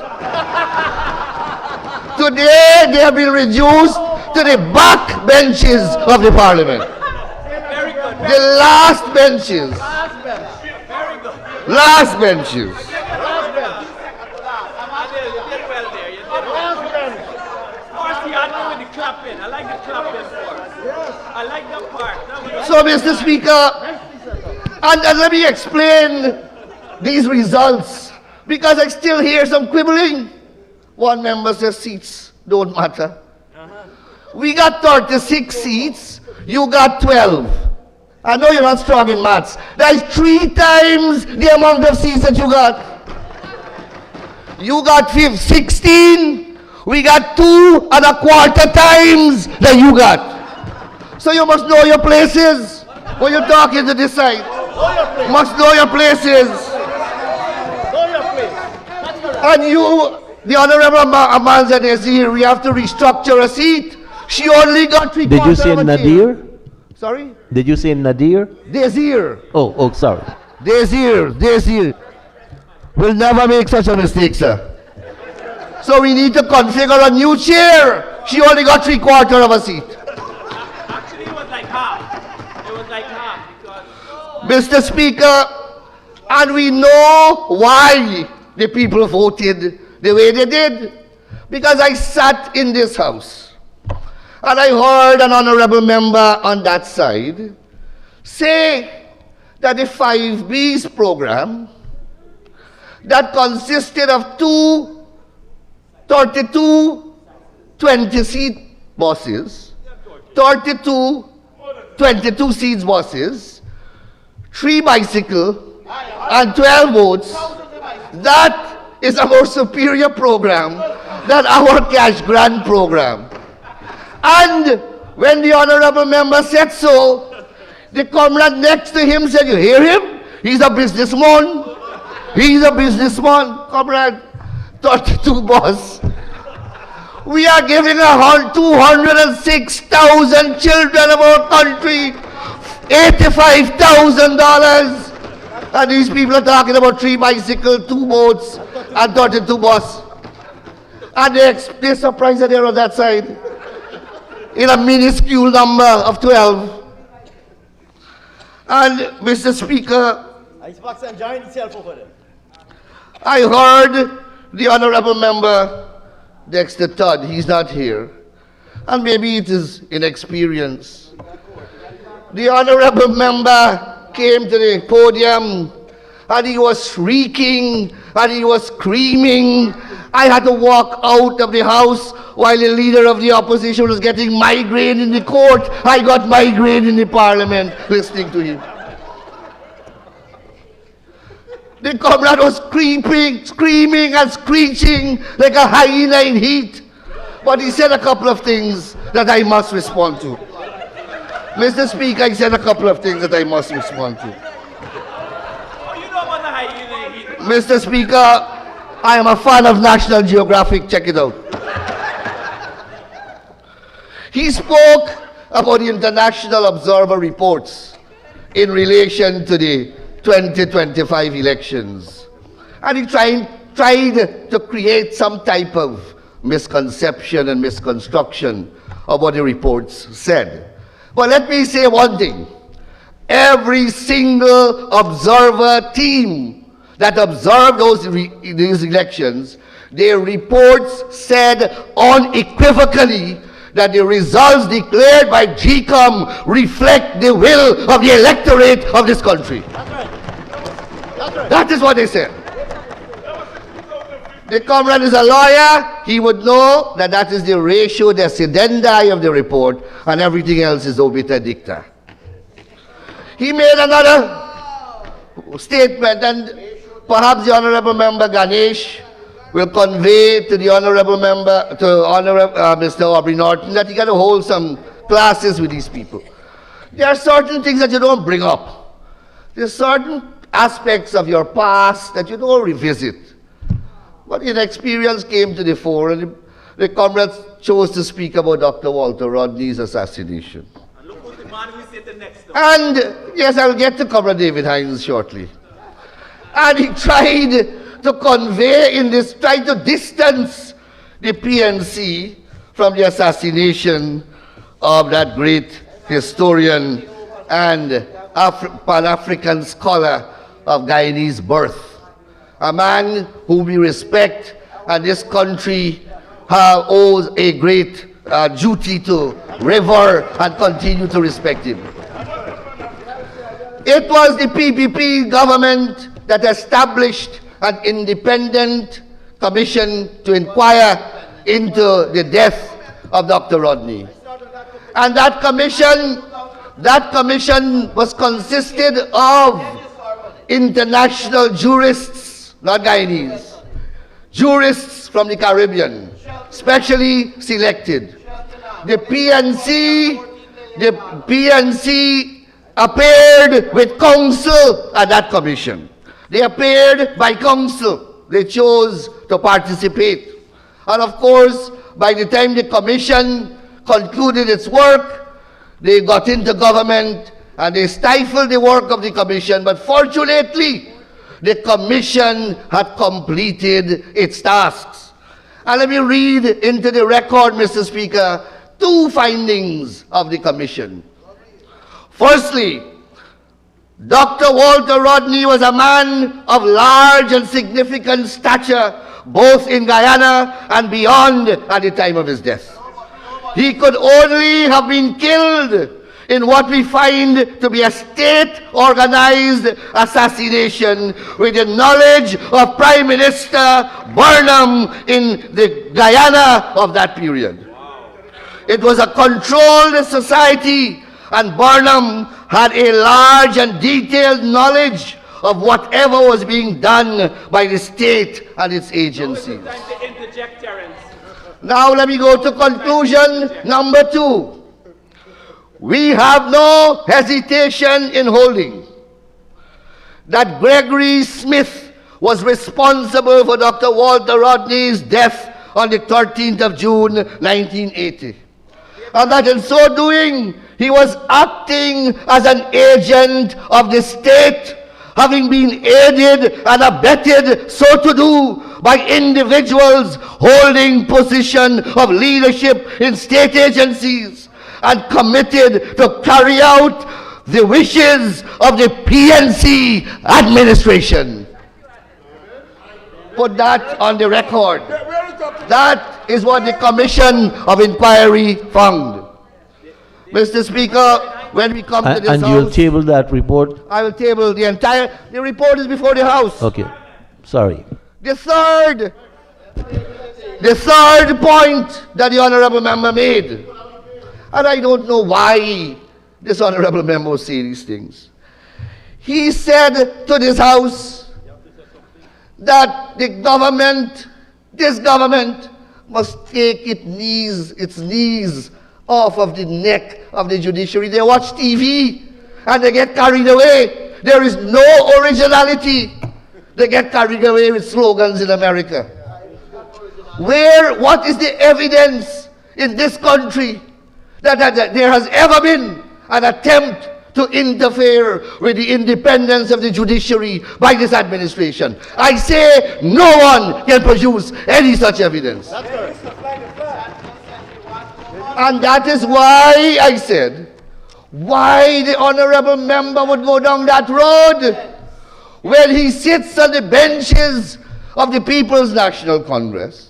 And the People's National Congress in 1970 abolished appeals to the Privy Council, remove the Privy Council from our legal system, thereby making the Court of Appeal of Guyana our final court, then go to the Court of Appeal and nail the party flag. Look, the party flag on the wall of the Court of Appeal to say to the people of Guyana, the PNC now controls the pinnacle of the Guyana judiciary. That's correct. That's correct. Under the doctrine of party paramountcy. And this comrade comes here to cast aspersions on the PPP. My God. Let me get back to my presentation, Mr. Speaker. Mr. Speaker, I want to turn my attention now to the We Invest in Nationhood Party, a party that all of us would agree was born out of the most dubious circumstances. What is manifestly undoubted is had the honorable leader of the opposition not faced certain legal problems, none of you would have been there. You know that. Each and every one of you know that. You were born out of personal necessity. Born out of personal necessity. But we live in a democracy. We live in a democracy. No!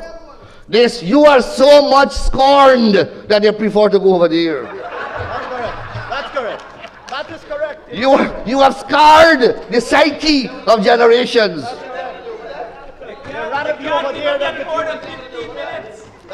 Mr. Speaker, when people have their personal problems, we stay away from it. That's common decency. That's the order of civil society. But when you begin to hold public office, when you are an elected member of the National Assembly, more so a leader of the opposition, then some aspect of your private business becomes our business, the people business, and the public business. And the matter is compounded by the fact that the honorable member chooses as his main platform anti-corruption, not corruption, anti-corruption. That was not banned. I got you, the Speaker. And he chooses the platform of transparency and accountability to launch his campaign. And nothing is wrong with that.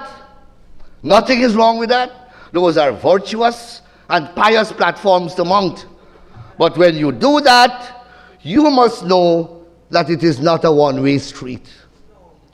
As the Honorable Member Swetnam, and I told you I'll quote you, she said it beautifully, and she made it a thematic aspect of her presentation. She said, accountability is not optional. Accountability is not optional. And Mr. Speaker, the Honorable Member, Honorable Opposition Leader is scheduled to speak after me. And in my capacity as the most senior law officer in this land. I call upon him to explain to this honorable House, and by extension, the people of this country, why he was sanctioned by the Office of Foreign Assets Control of the United States of America. Accountability, Swetam, is not optional. He must come here and account to the people. And enforcement. He must come here and tell us. I call upon the honorable member to also explain why he is a subject of federal indictments in the United States of America on serious charges of money laundering and fraud. Accountability is not optional. Mr. Speaker, it is also common knowledge that the honorable member is the subject of an extradition request. It is also common knowledge that the honorable member is strenuously resisting the extradition process, as he's entitled to do. And let me say for the record, Mr. Speaker, that as Attorney General of this cooperative republic, I shall do as I have been doing, everything lawfully possible to ensure that he's accorded all the safeguards that the law and the Constitution guarantee to him. But I have to call upon him in my capacity as a member of this House to explain to the people of Guyana and this House why he is unwilling to surrender, to go to the U.S., face his accusers, and vindicate his innocence. I call upon him to do so. After all, Honorable Member Swetnam, accountability is not optional. The people of Guyana deserve those explanations. And Mr. Speaker, also, I'm not finished.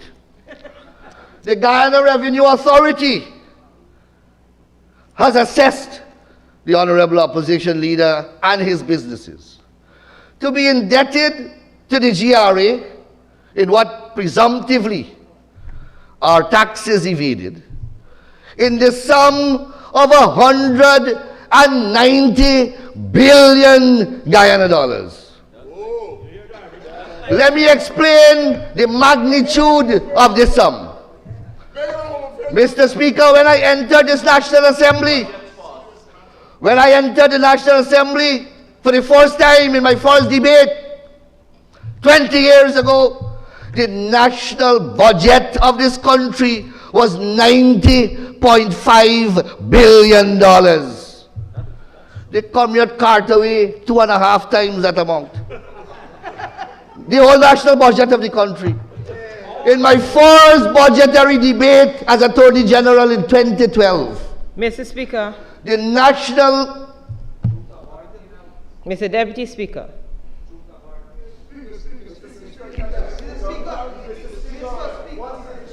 Yes, Honorable Member. Mr. Speaker, I stand on 2 standing orders here for the 1-1, which requires the member to confine his or her observations to the subject under discussion, which is the budget, and standing order for the 1-6, which the member was just imputing improper motive to the member of assembly. The issue that he was talking as relates to GRA, it was before the court. They took it from the court, so it's not a case that it has been tried, and at this point he is imputing. Honorable member, the Speaker had given a lot of latitude to persons, and so... Mr. Honorable Speaker, Attorney General, please continue. my presentation is very, very part of the budget. I just said that 2.5 national budgets were taken. And I'm going to say now that in my first budgetary debate as Attorney General of Guyana in 2012, the national budget was $192 billion, the entire country budget. The subject of that audit is $190 billion. It's another country's national budget we are speaking about. Where is the pundit? He worried about a couple, well, worried genuinely about Gaisuku.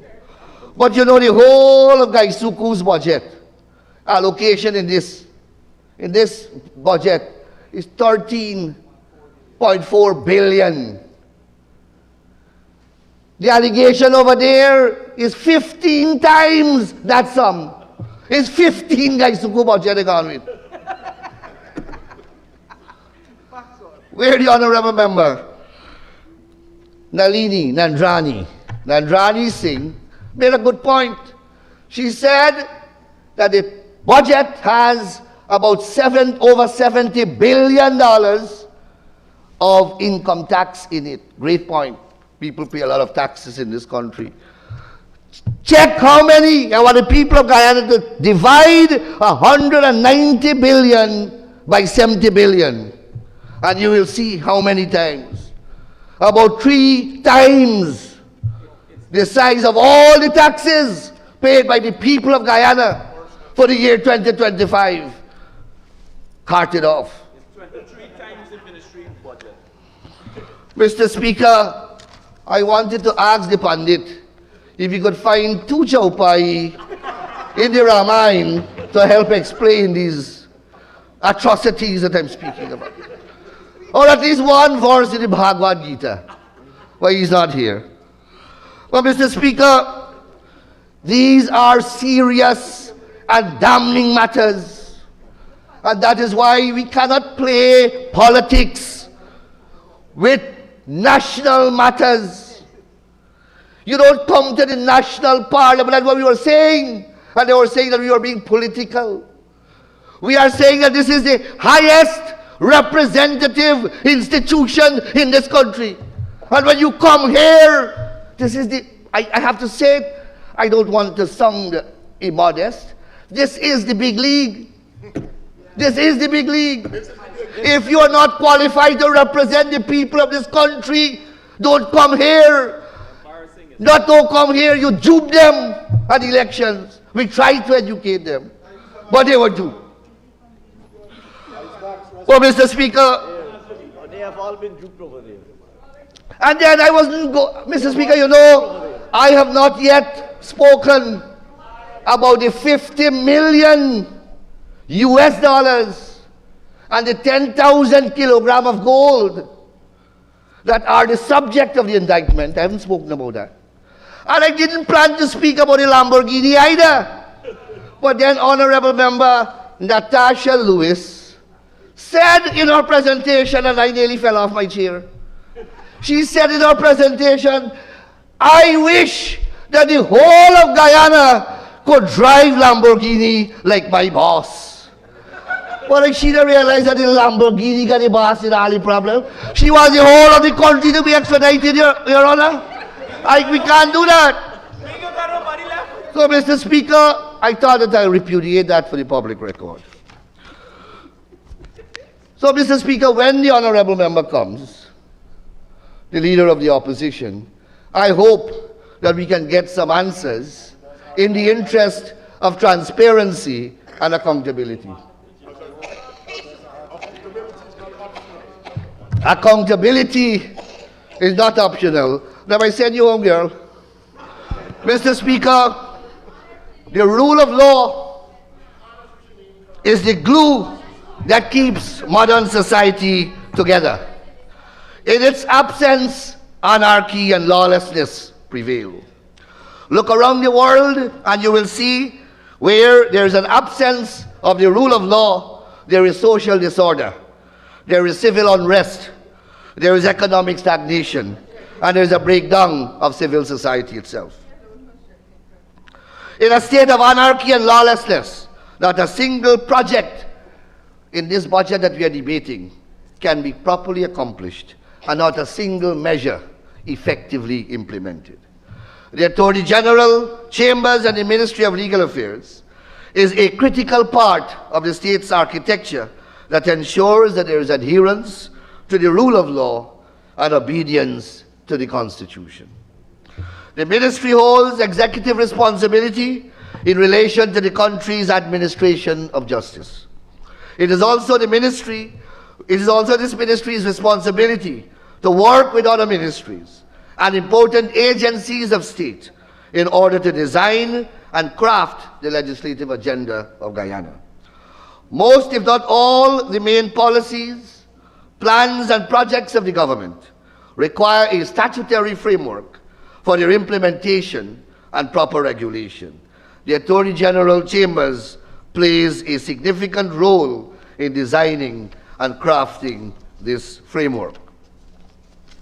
Mr. Speaker, from the year 2023 to 2025, the Attorney General Chambers have been engaged in two important projects: revising the laws of Guyana and updating our law reports.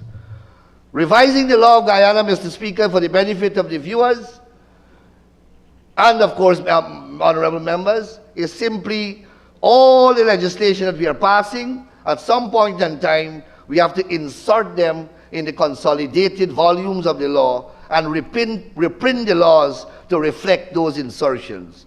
That is revision. We last revised our laws in 2012, and we are doing a second one. And I am proud to inform the House that we have completed revision of the laws from 2012 to 2022, December 31st, and we will be launching them shortly. Law reports, Mr. Speaker, many of us following the many cases that are attracting public attention in the press, and they are hearing about case law being quoted from all over the world. Case law reports allow easy access to past decided cases.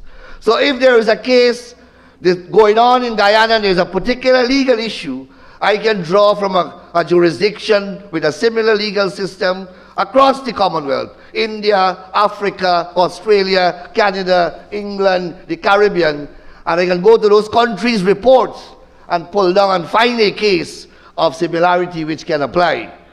Well, the law in Guyana, we also have a very long tradition of compiling our law reports dating back to the mid-19th century.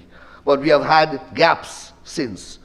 And in this installment, in 2012, I launched 10 reports from 1977 to 2007.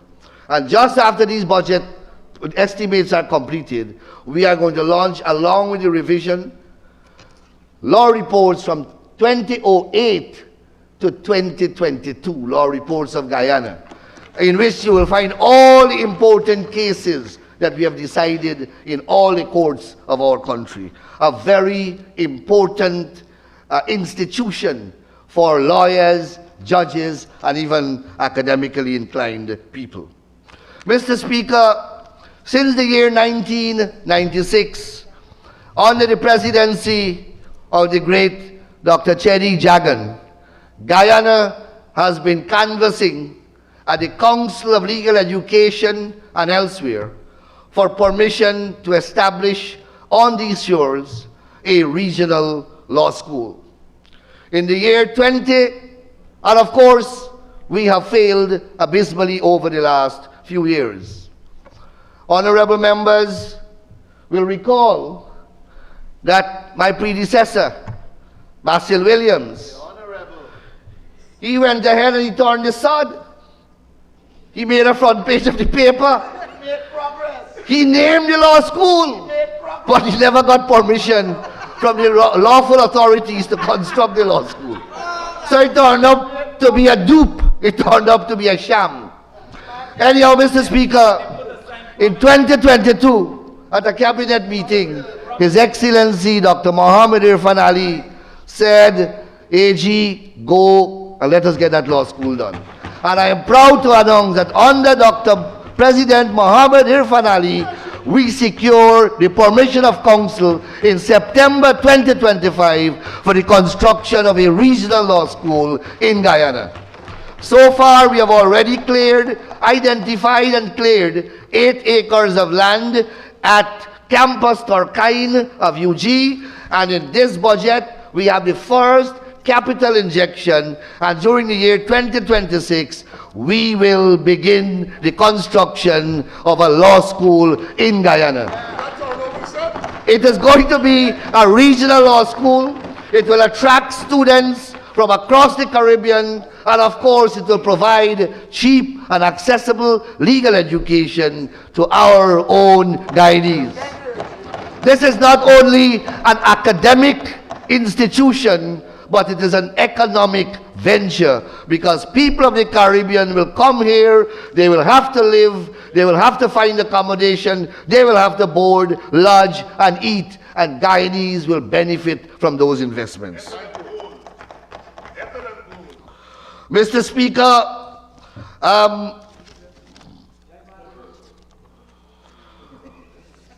the Legal Affairs Ministry and the Attorney General Chambers is also responsible for representing the state of Guyana, both in Guyana and internationally. And as is public knowledge, the Attorney General Chambers coordinates with the Office of the President and the Foreign Affairs Ministry in assembling and be responsible for our representation at the International Court of Justice in the arbitral award matter between Guyana and Venezuela. And Mr. Speaker, I am pleased to inform the House that on the 27th of January 2026, all the parties in that case were notified by the court that the hearings on the merits of the case will open on Monday the 4th of May 2026, and a detailed schedule for the hearings will be communicated shortly.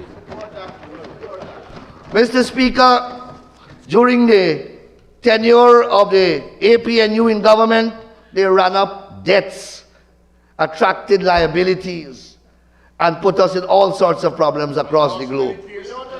They took our rice from our rice farmers and millers, and they sold it, 7 million US of it in Panama, and never bothered to collect payment. We had to engage at the level of His Excellency the President.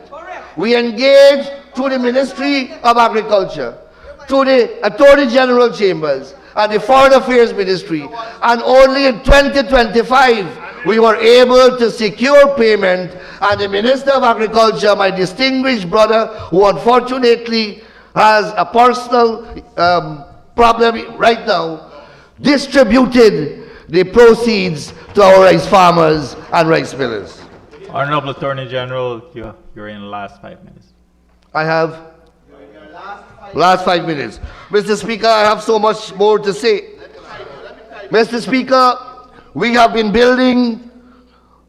The Legal Affairs Ministry also has executive responsibility over the administration of justice in this country. The administration of justice is one of the most crucial institutions in any democracy. It is to these institutions that the people turn for enforcement of their legal rights, constitutional freedoms, and resolution of their disputes. This institution also ensures the prosecution and trial of criminal offenses. Mr. Speaker, access to justice before an independent judiciary is the sine qua non of the rule of law and a democratic society. Our government continues to invest in the administration of justice, building out courthouses right across the length and breadth of Guyana. In 2024, we opened courts, magistrates' courts at Port Kaituma, Mahaika, Madia, Mabaruma, Friendship, a children's court at Charity, and a mental health court at Bartica, and the Anna Regina Magistrates Court.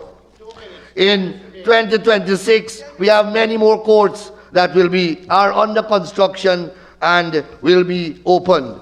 Mr. Speaker, we also invest in the judiciary in ensuring that they have personnel as well as the institutional capability, technological capability to manage their caseload. And today, I am pleased to announce that at almost every level of the judiciary, excepting the Magistrates' Court for the time being, the High Court, the Full Court, the Court of Appeal, and the CCJ, the entire litigation process is now electronic and paperless.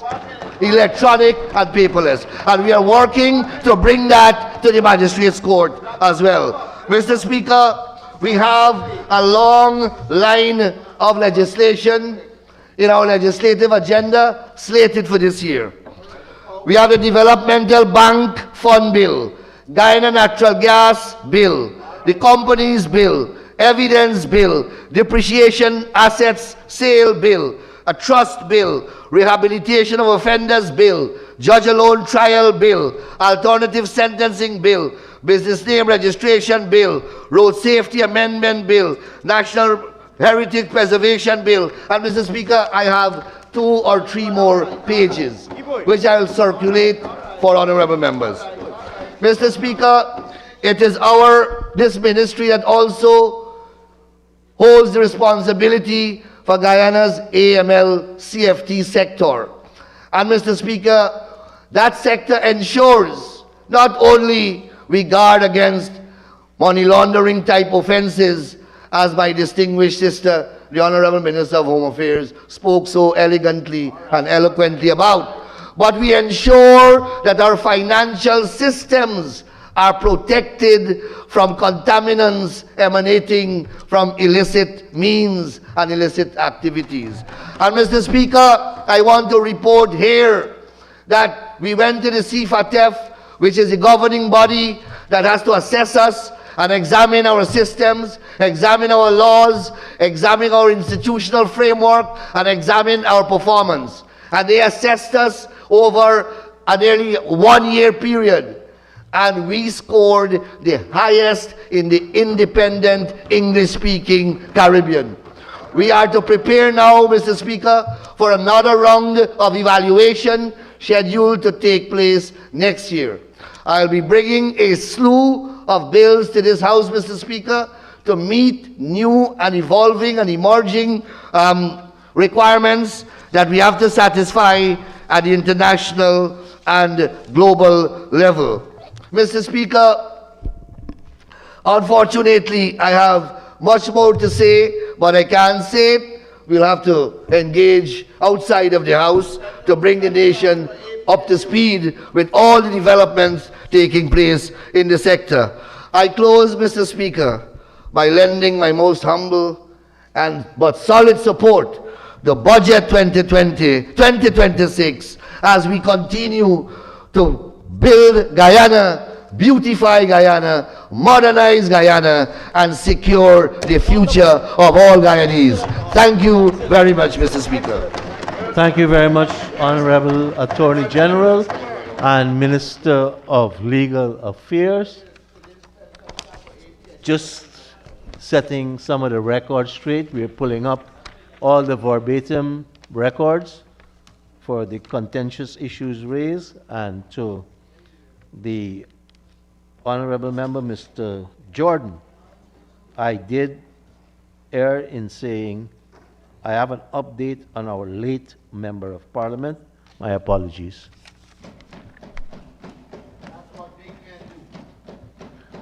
And now for the Honorable Member, Chief Whip for the Opposition, the Honorable Member, Ms. Tabitha Sarabo Halley.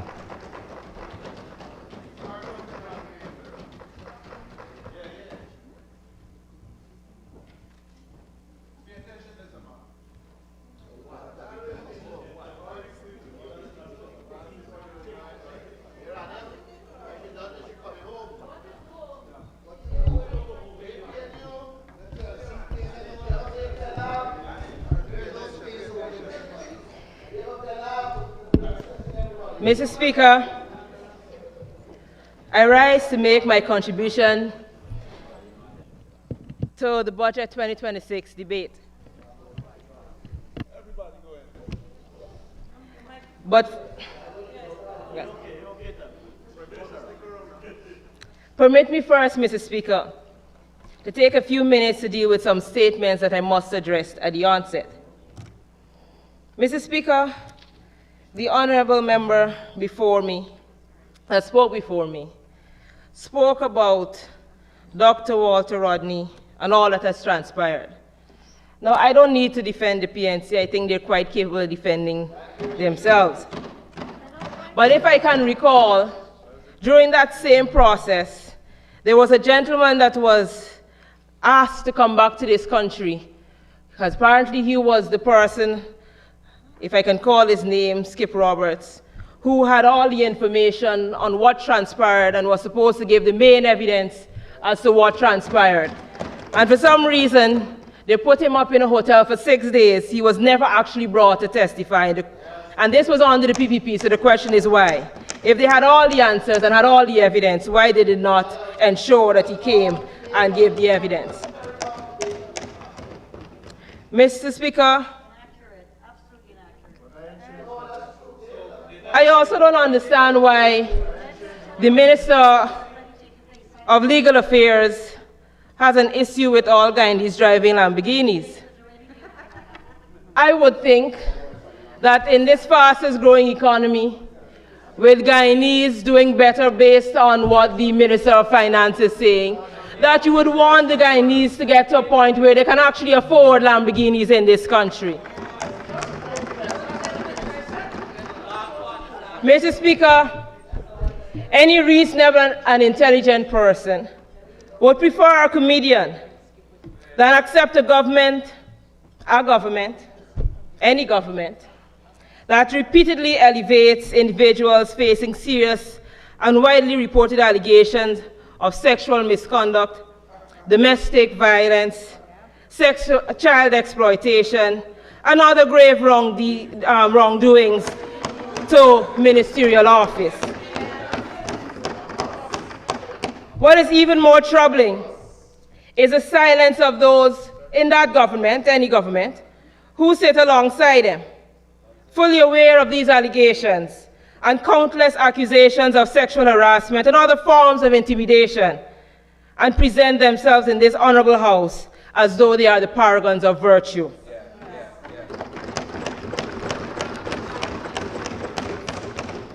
Mr. Speaker, you would expect a 3-term member of parliament, a 2-time minister, and cabinet member to come to this house with something of substance that would contribute meaningfully to a body debate. Mr. Speaker, I have long held the view that neither time nor experience automatically matures into wisdom. One may simply repeat the same errors for years, in this case 3 terms, as a member of parliament, and yet he is being applauded by those who have little interest in honest counsel and even less concern for humility. When such affirmation, Mr. Speaker, replaces reflection, arrogance and tomfoolery often go unnamed, Mr. Speaker. Hence, we are graced with the same flamboyant rhetoric being bellowed like a prima donna starring in an inferiority complex opera show. And perhaps, Mr. Speaker, when one is still striving to justify the inefficiencies of the past, it is unrealistic to expect anything markedly different in the present. So for the rest of the 13th Parliament, I'd like to say to the honourable member, sing on, prima donna, sing on. Maybe one day they will provide the help you need to compensate for the obvious lack. Mr. Speaker, as I sat and listened to the honourable member last evening, doing his utmost to ensure his masters were pleased, the only words that come to mind were, emancipate yourself from mental slavery. None but ourselves can free our mind. Mr. Speaker, after listening to such an abysmal attempt at justifying praising someone who has caused you such harm, I now understand why the other honourable member said, if you can be bought by someone, you can be bought by anyone.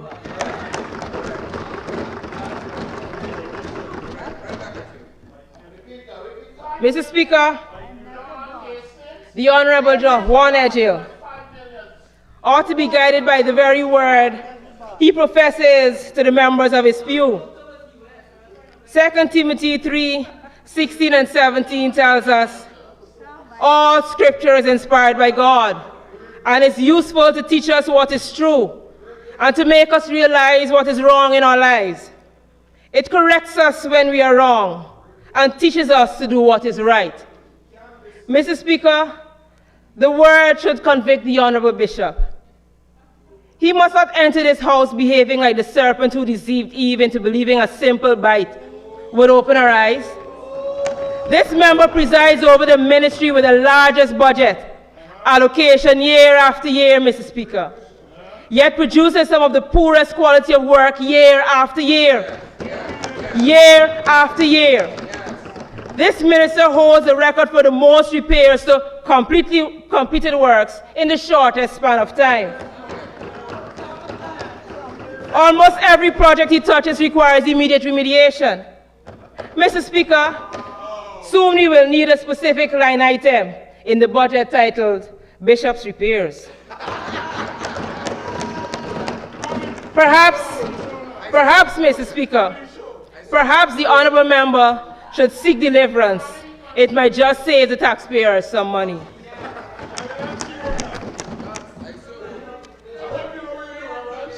As for the Honorable Member Jacobs, Honorable Member Jacobs, during his maiden presentation, he claimed to feel like a veteran. I must agree, he sounded like a veteran, Mr. Speaker. Specifically, an old PPP-groomed campaign presenter regurgitating tired punchlines, Mr. Speaker. Then came the pomposity, the gloating over his title as minister. That, Mr. Speaker, is a fundamental problem on that side of the House. They view high office as a status of entitlement that allows them to lord over others, rather than an office of service to the people. Servant leadership, Mr. Speaker, is clearly a concept they have yet to grasp. I will move on, Mr. Speaker. Mr. Speaker, allow me to congratulate the leader of WIN, the Honorable Member, Mr. Asadin Mohammed, on his newly elected position as leader of the opposition. Congratulations to my fellow MPs of WIN who shattered all expectations. And together we did the work to become the first party in just 3 months to take the position of the main opposition in Guyana's parliament. In just over 3 months, Mr. Speaker, a political movement that many dismissed and clearly underestimated has emerged as the main opposition in this National Assembly, holding 16 seats. What was most underestimated, Mr. Speaker, was not a party, but the will of the people. From Region 1 to Region 10, thousands of Guyanese made it clear that they no longer accept politics as usual. After almost 60 years of independence, they are demanding something fundamentally different. Not louder speeches, not just larger budgets, but leadership that meets people where they are and responds to their real needs. The people have chosen a different direction.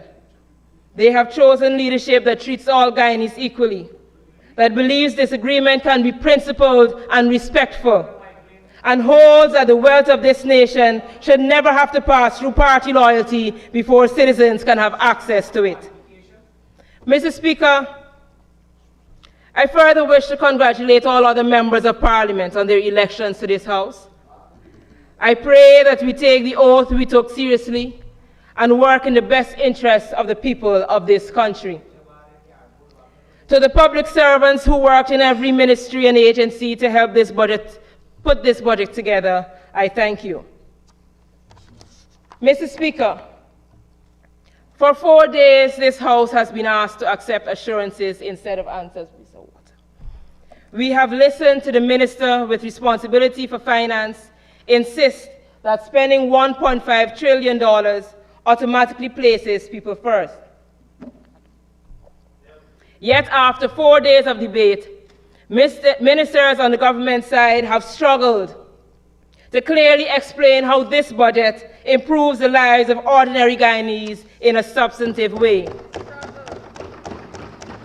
What we have witnessed, Mr. Speaker, is an overflow of arrogance. Whether the government accepts it or not, figures provided by GCOM show that Wynne represents approximately 109,000 Guyanese voters. Those Guyanese sent us here to ask questions. They sent us here to demand clarity. They sent us here to represent their interest. Arrogance in this House does not diminish us, Mr. Speaker. Arrogance in this House does not diminish us, Mr. Speaker. It diminishes Parliament itself.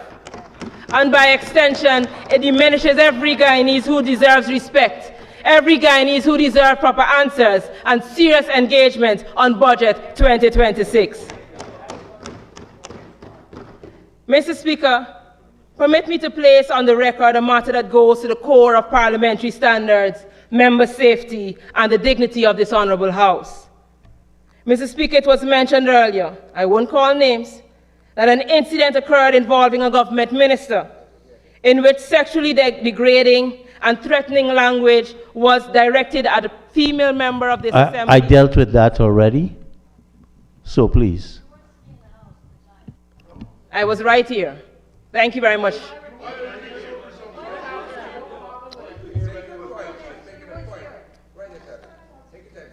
Mr. Speaker, the conduct, if I may say so, I wouldn't say what it is, represents what I believe is a fundamental breach, and I hope, as you indicated, that you've dealt with it, and it is dealt with in a manner that addresses decisively the issues and concerns that were spoken about. Let me now turn my attention to the budget. Mr. Speaker, it is always impressive theater when a government comes to this honorable House boasting of the biggest budget ever, delivered over 6 hours, followed by self-congratulation for presenting the largest budget over the longest period of time. Year after year, Mr. Speaker, the expectation is that ministers entrusted with spending over $1 trillion will come to this House and clearly outline what the money will be spent on, what gaps have been identified, what problems are being remedied, what monitoring and evaluation has informed any shift in policy direction. But size and duration do not equal substance, Mr. Speaker. We are repeatedly told that this is a people-first budget. The obvious question, therefore, arises: which people are actually being put first?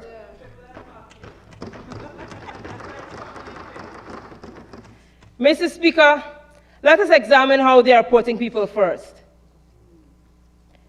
Yesterday, my colleague who did an excellent job in opening, Honorable Odessa Primus, spoke about the culture industry. Being a part of that industry for most of her life, she did an excellent job identifying some of the concerns in that industry, one of which was the forgotten legends of the cultural industry. But, Mr. Speaker, the minister came after her, and instead of listening to what she had to say, given her first-hand experience, just decided to throw it one side. A comedian doesn't know anything about culture. But let's read what was said. Let us read what was said. I came across an article on Facebook that I will also send to the Honorable Speaker. The article was written by none other than Annette Arjun. Miss Annette Arjun writes, Odessa Primus's presentation hit a nerve because all that she said about us not honoring our heroes while they are alive, much less when dead, were spot on. When Dave was alive and we drove across the Demerara Bridge and saw the new roundabout being constructed, I reached out to the minister and asking if a statue of Dave with a guitar could have been considered, given he was born in Region 3 and the relevance of Blade of Grass. Among his other major contributions, that did not happen. Since his passing, 1.5 years ago, I have advocated tirelessly for his legacy to be preserved, to no avail to date. Only recently I shared that I hope this will happen in my lifetime. The question in Dave's song, "Where are our heroes, Caribbean?" remains unanswered in Guyana. This, Mr. Speaker, from the wife of a Guyanese icon. This, Mr. Speaker, Dave Martin, who has made songs that resonate with us until today. This, Mr. Speaker, a song that we use at the beginning of our parliament every sitting. This is how they put people first, Mr. Speaker. You are good enough to be used, but not good enough to be honored.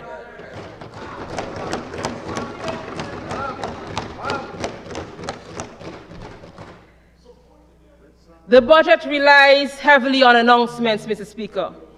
It relies heavily on projections and repetition, but it's strikingly light on outcomes, strikingly light on timelines and accountability. We are told what will happen over time, but rarely when, rarely how, or for whom. Governance is not measured, Mr. Speaker, by how long a speech lasts or how large a number sounds. Governance is measured by whether policies materially improves people's lives. Let me be clear, Mr. Speaker. This budget does contain measures aimed at the poor and vulnerable. I won't pretend that it doesn't.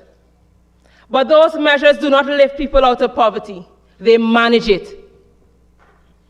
What we are witnessing is not poverty alleviation, Mr. Speaker. It is poverty preservation.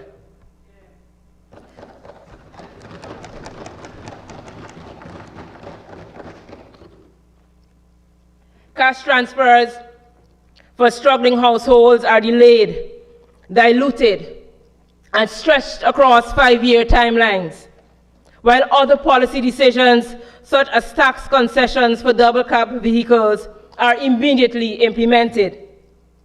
That contrast tells us everything about the priorities of the Poverty Preservation Plan. Selective urgency is not good governance. It is political prioritization. Mr. Speaker, when we examine this budget holistically, the picture worsens. There is no provision for salary increases. It's not stated. I guess it will come at some point. Instead, we hear of a modest adjustment to the income tax threshold, translating into only a few $1,000s more in monthly take-home pay for a limited group. Another showing, Mr. Speaker, of the Poverty Preservation Plan. This exposes a harsh truth, Mr. Speaker. Too many Guyanese earn so little that they cannot rent a modest home, they cannot pay their utilities, they cannot buy groceries, they cannot save and live with dignity. If members on the other side, Mr. Speaker, believe that life is improving, believe that the minimum wage is good enough, I challenge them to live for 6 months on the national minimum wage. I challenge them to live for 6 months on the national minimum wage. Use public transportation daily, come out of your Prados. Rent a modest 2-bedroom home. Rely solely on public health care. Public health care. Pay utilities, buy groceries, and attempt to save on that minimum wage, Mr. Speaker. Then return to this house and tell the nation how well people are truly doing. That may be the only way, Mr. Speaker, that those on the other side of the house would come to understand that what they have been producing as a budget year after year is nothing more than a poverty preservation plan. Mr. Speaker, the government boasts of hospitals and facilities, but buildings without adequate staffing, buildings without equipment and supplies impose hidden costs on citizens. When ambulances take hours to arrive, Mr. Speaker, when families are forced to pay privately, when preventable tragedies occur, this is not development, Mr. Speaker, this is governance failure. Mr. Speaker, I'll go off script for a while. On January 13, 2026, my 100-year-old grandfather passed away at home. At 12:50, I called the ambulance.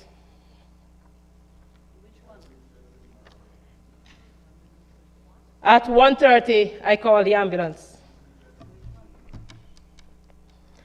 At 2 o'clock, I called the ambulance. Who? They said they had none.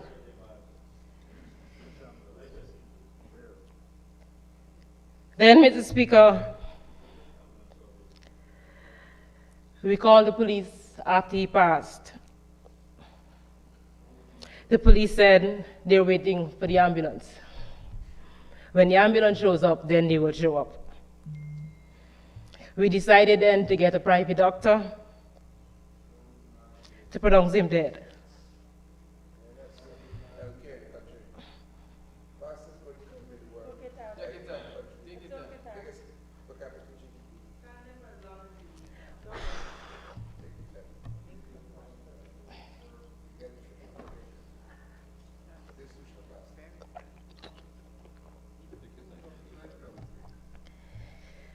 This is a reflection of how much they put the people first. When families are forced to pay privately, Mr. Speaker, on Monday, the Honorable Sheriff Duncan, he questioned the Minister of Human Services about the care that they would have given to little Soraya's relatives after the tragedy that happened. And I listened to her responses. Mr. Speaker, what got me was the fact that 2 weeks ago I actually went to the family just to check in, just to see how they were coping. And in listening to what has transpired and hearing from the minister, there was something that was missing. Mr. Speaker, the victims that were still in the hospital that have survived that incident are currently paying privately out of their own pockets at a private hospital locally and one overseas. No help from the government.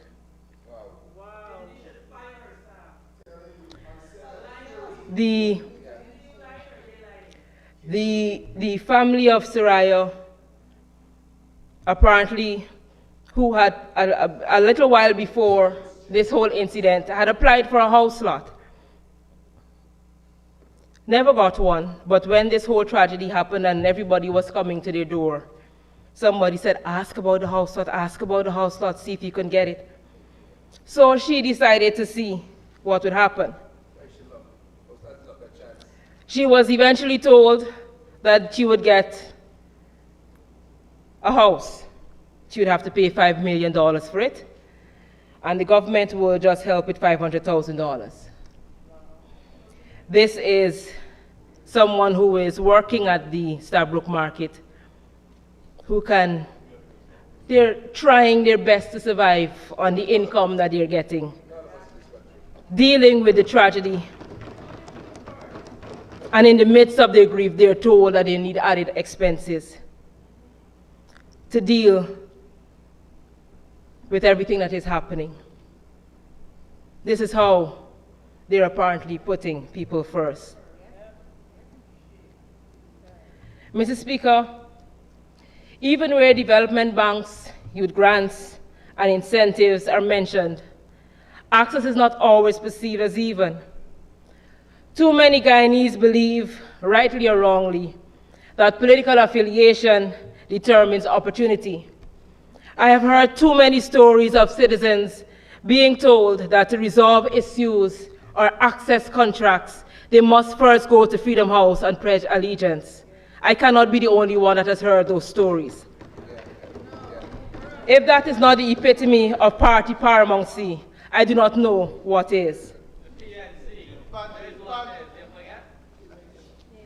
Mr. Speaker, a system where benefits are perceived to flow by favor rather than fairness is not democracy. It is governance by discretion and fear. Is this the one Guyana that is being promised, Mr. Speaker? I can't speak for you, Mr. Speaker, but it came across to me as a fast road to dictatorship. Mr. Speaker, Budget 2026 is not a failure because Guyana lacks resources. It is a failure because of how power is exercised. When governance is arrogant, when poverty is just being managed instead of reduced, when relief is delayed but privilege is expedited, and when accountability is treated as hostility, no amount of spending can rescue a budget, Mr. Speaker. And it is on that broader failure of coordination, accountability, and institutional respect that I now turn. Mr. Speaker, good governance is not measured by speeches, by workshops, or glossy commissioning ceremonies. It is measured by institutions that work, laws that are enforced, and accountability that applies equally to all, especially those entrusted with public power. Mr. Speaker, there is a pattern that cuts across multiple sectors of our country. A persistent failure of governance, rooted not in the absence of rhetoric, Mr. Speaker, but in the absence of effective systems to prevent and address what I call corruption.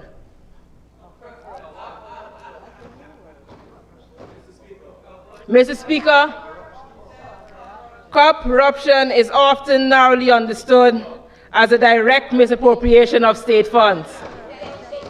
But internationally, corruption is treated more broadly as the accumulation of wealth or benefits that cannot be reasonably explained by lawful income, arising from the abuse or misuse of entrusted authority. That misuse, Mr. Speaker, does not reveal itself only in missing money. It reveals itself in weak oversight, in poor outcomes, in compromised procurement, and the normalization of impunity. This House must confront an uncomfortable truth, Mr. Speaker. Guyana's legal and institutional framework is ill-equipped to deal with modern corruption risks, particularly those involving unexplained or disproportionate wealth. We rely heavily on an outdated Criminal Law Offences Act, Mr. Speaker, which requires the state to prove a specific criminal act beyond reasonable doubt before action can be taken. That framework does not recognize corruption as a standalone offense. It does not trigger investigation when assets are grossly disproportionate to known income. It does not compel forensic scrutiny of lifestyle and holdings. In short, Mr. Speaker, our laws punish misconduct only after it is proven, but provide little capacity to detect or deter corruption in real time. Mr. Speaker, we have reached a point where serious public concerns about the accumulation of wealth by public officials are met not with independent investigation. Honorable Member? Mr. Speaker, you have ruled over and over for the last Parliament and this Parliament that we mustn't use the word corruption. The member is using the word corruption. There's no such word in the dictionary. It is a particular bastardization of the word corruption to try to get away with saying what you're saying, which you have not disallowed. I'm therefore asking that that all be removed. It can't be one set of rules for one people and not another for the other. Thank you. Thank you, Honorable Minister. Honorable Minister was standing on Standing Order 41-4. I am telling you. And Honorable Member, Yes, Mr. Speaker. You provided your definition. Yes, Mr. Speaker. Right? Yes, Mr. Speaker. I don't know English language much, but I know the continuous use of certain words migrate into definitions. Okay, Mr. Speaker. I don't rely on Wikipedia, but I just use BRB since around 1989. Yes, Mr. Speaker. Right? And mom over shoulder when we used to use dial-up. They have now migrated. But be careful how you impute. Understood, Mr. Speaker. Good. Thank you. Mr. Speaker, we have reached a point where serious public concerns about the accumulation of wealth by public officials are met not with independent investigation, but with political reassurance. But explanations, even if sincerely offered, Mr. Speaker, are not a substitute for institutional review. Mr. Speaker, no one at the helm of any government should be placed in the position of assessor, validator, and final authority over the financial affairs of members of the cabinet.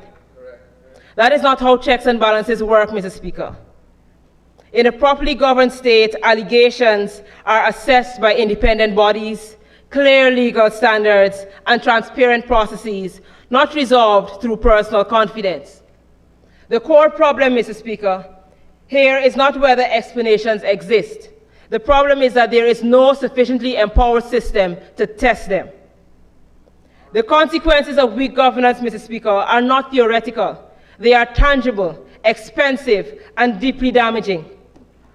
A Guyana $6.6 billion 75-bed regional hospital commissioned in July 2025 and described as state-of-the-art is now within 6 months experiencing flooding due to roof failure. To date, there has been no publicly disclosed forensic engineering assessment, no procurement audit, and no clear statement of accountability. Mr. Speaker, infrastructure failure of this magnitude does not by itself establish corruption. However, the absence of investigation where public funds are clearly compromised is itself a governance failure. Globally, environments that lack strong safeguards against corruption often experience public works failures due to inflated contracts, compromised supervision, weakened standards, and post-completion impunity. Honorable Member, you have 5 minutes to conclude, but you already had the leniency of 4 extra minutes than your original. Thank so you, you Mr. can Speaker. conclude Thank you, Mr. Speaker. before I'll have to engage in some cover-uption of the standing orders. Thank you, Mr. Speaker. So, Mr.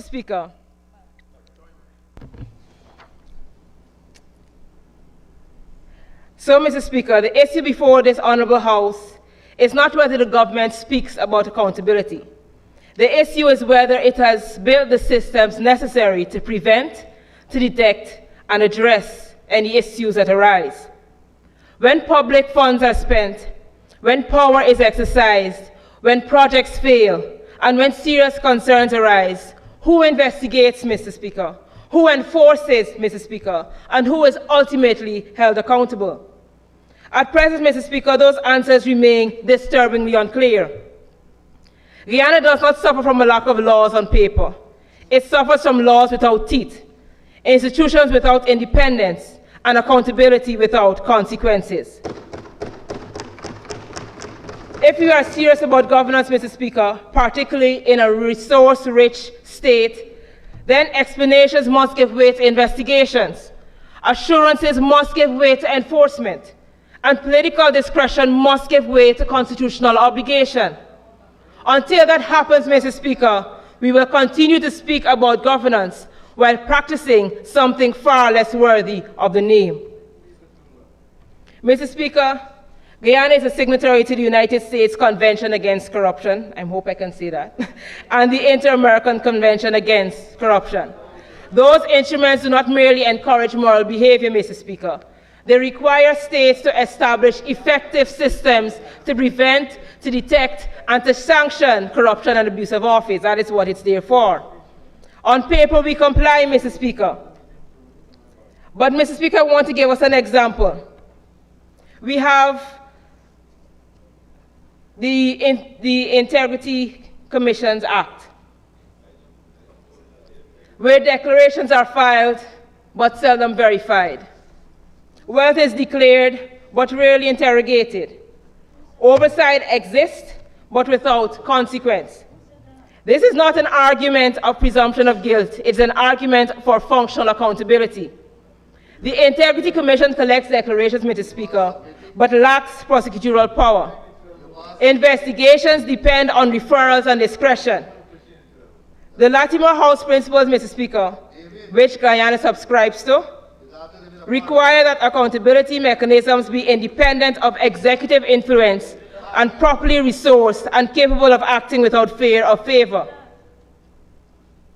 But Article 17 of the Act, Mr. Speaker, violates that principle by design.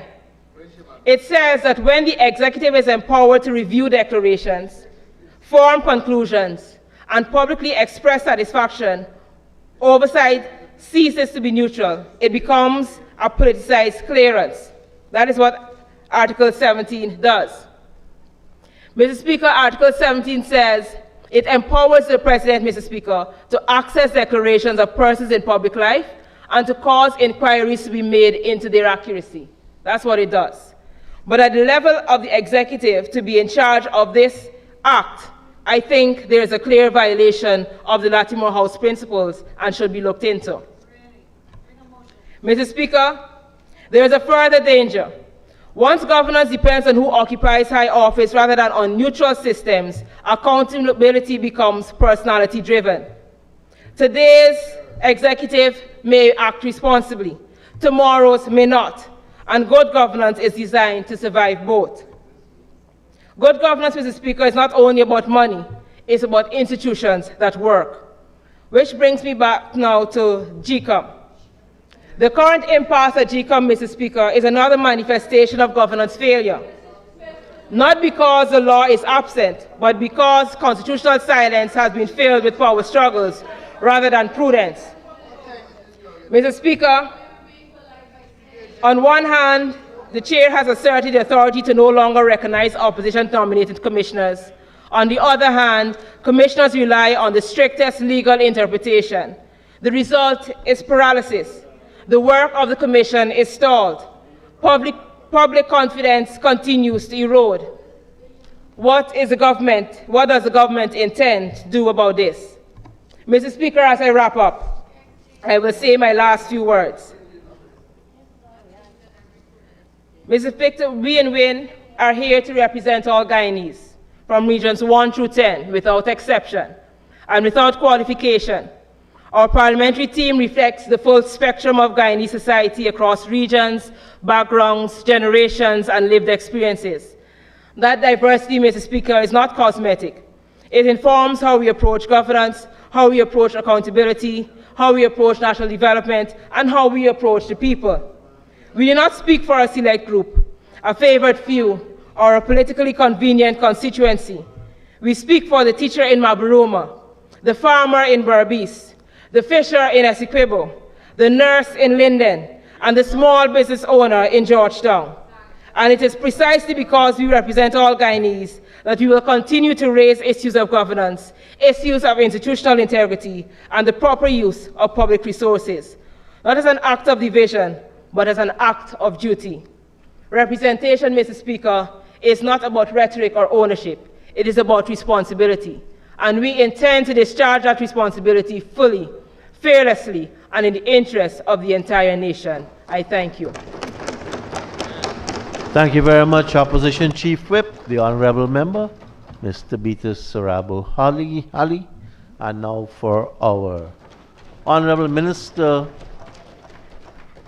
of Parliamentary Affairs and Governance, the Honorable Member, Ms. Gail Teixeira, the only person here since 1992 unbroken. Congratulations, Minister.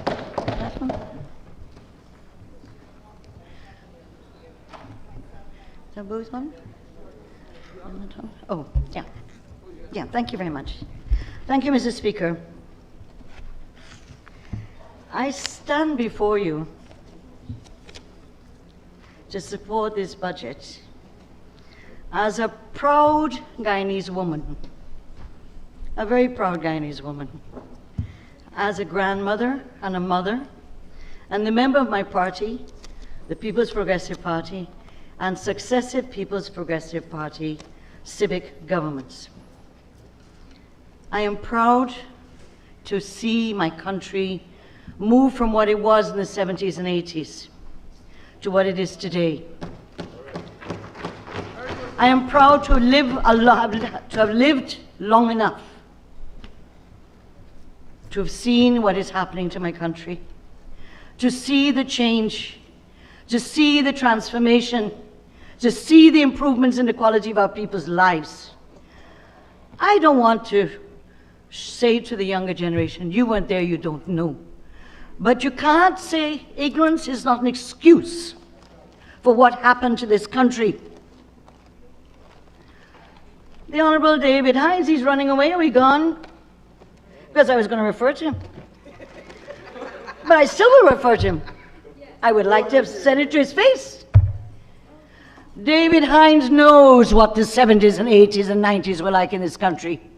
He knows what Buxton was like, with no water, no electricity, and latrines. He knows what the squatting areas were like, where people walked in mud up to their knees, with one latrine for 100 people, and no water. And I could go on. The poverty in this country was stark, palpable. We talk about kwashiorkor. Do we know what kwashiorkor is? We had kwashiorkor in this country. It is the worst form of malnutrition when children's belly gets swelled up and the hair get red. I can't claim that happened to me, right? But beriberi, all these things. 57% of the children of Guyana by 1985 were suffering from malnutrition and severe malnutrition. You didn't have to go into all the interior areas. Just go to Lodge, in them long yards. Go in the long yards, but some places like Alberton calls YY yards, and see children of Guyana of different ethnicity, but in Georgetown, in Lodge, was Afro-Guyanese children. Starving, no water. And I must be emotional about it. Because if you don't know where you come from, you don't know how far you reach, and you don't know where you're going. And so, Mr. Speaker, I have to make a public apology to my Speaker, Mr. Mansour Nadir, who was the Minister of Trade and Industry and Commerce about 15 years ago, if I can't remember the exact date. But he had an expo, and he put up this huge panel drawing of what Sheriff Street would look like in X year. And there was all these tall buildings and lights and a wider road, and I thought to myself, what the devil is my karma doing? When will we reach that? We were in debt. We didn't have money. We didn't have what you call oil money. And I thought, why the devil is my minister and my colleague doing this? He's going to raise people's expectations. I confess publicly, I was cynical even then that I didn't know how long it would take us to get out of where we were. You know, I've listened, Mr. Speaker, to MPs speak here. And while some people can say they're new and they know, no excuse.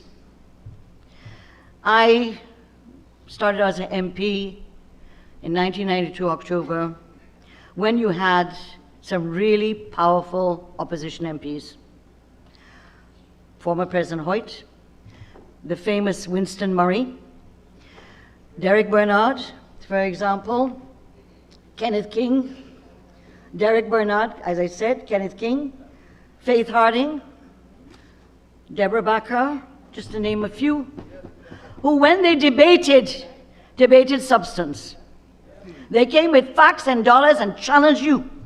They did their homework. Not come here and tell some sad story all the time. I can tell you some really sad stories of the brutality I saw as the Minister of Home Affairs during the crime wave of 2002 to 2006. What happened to our children who were murdered by the criminals in Lusignan and Bartica? And you come here now looking sanctimonious as if, nothing could, butter melt in your mouth. Your mouth butter could melt in your mouth. Mr. Speaker, you are elected as MPs, you come from your parties, and we know you all lose seats, right? And I go back to Mr. MP David Hines. You see, I know him as David Osborne. I don't know him as David Hines.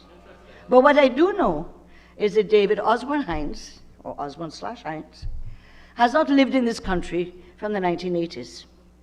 And so I understand that he's in what you call a time bubble or time warp.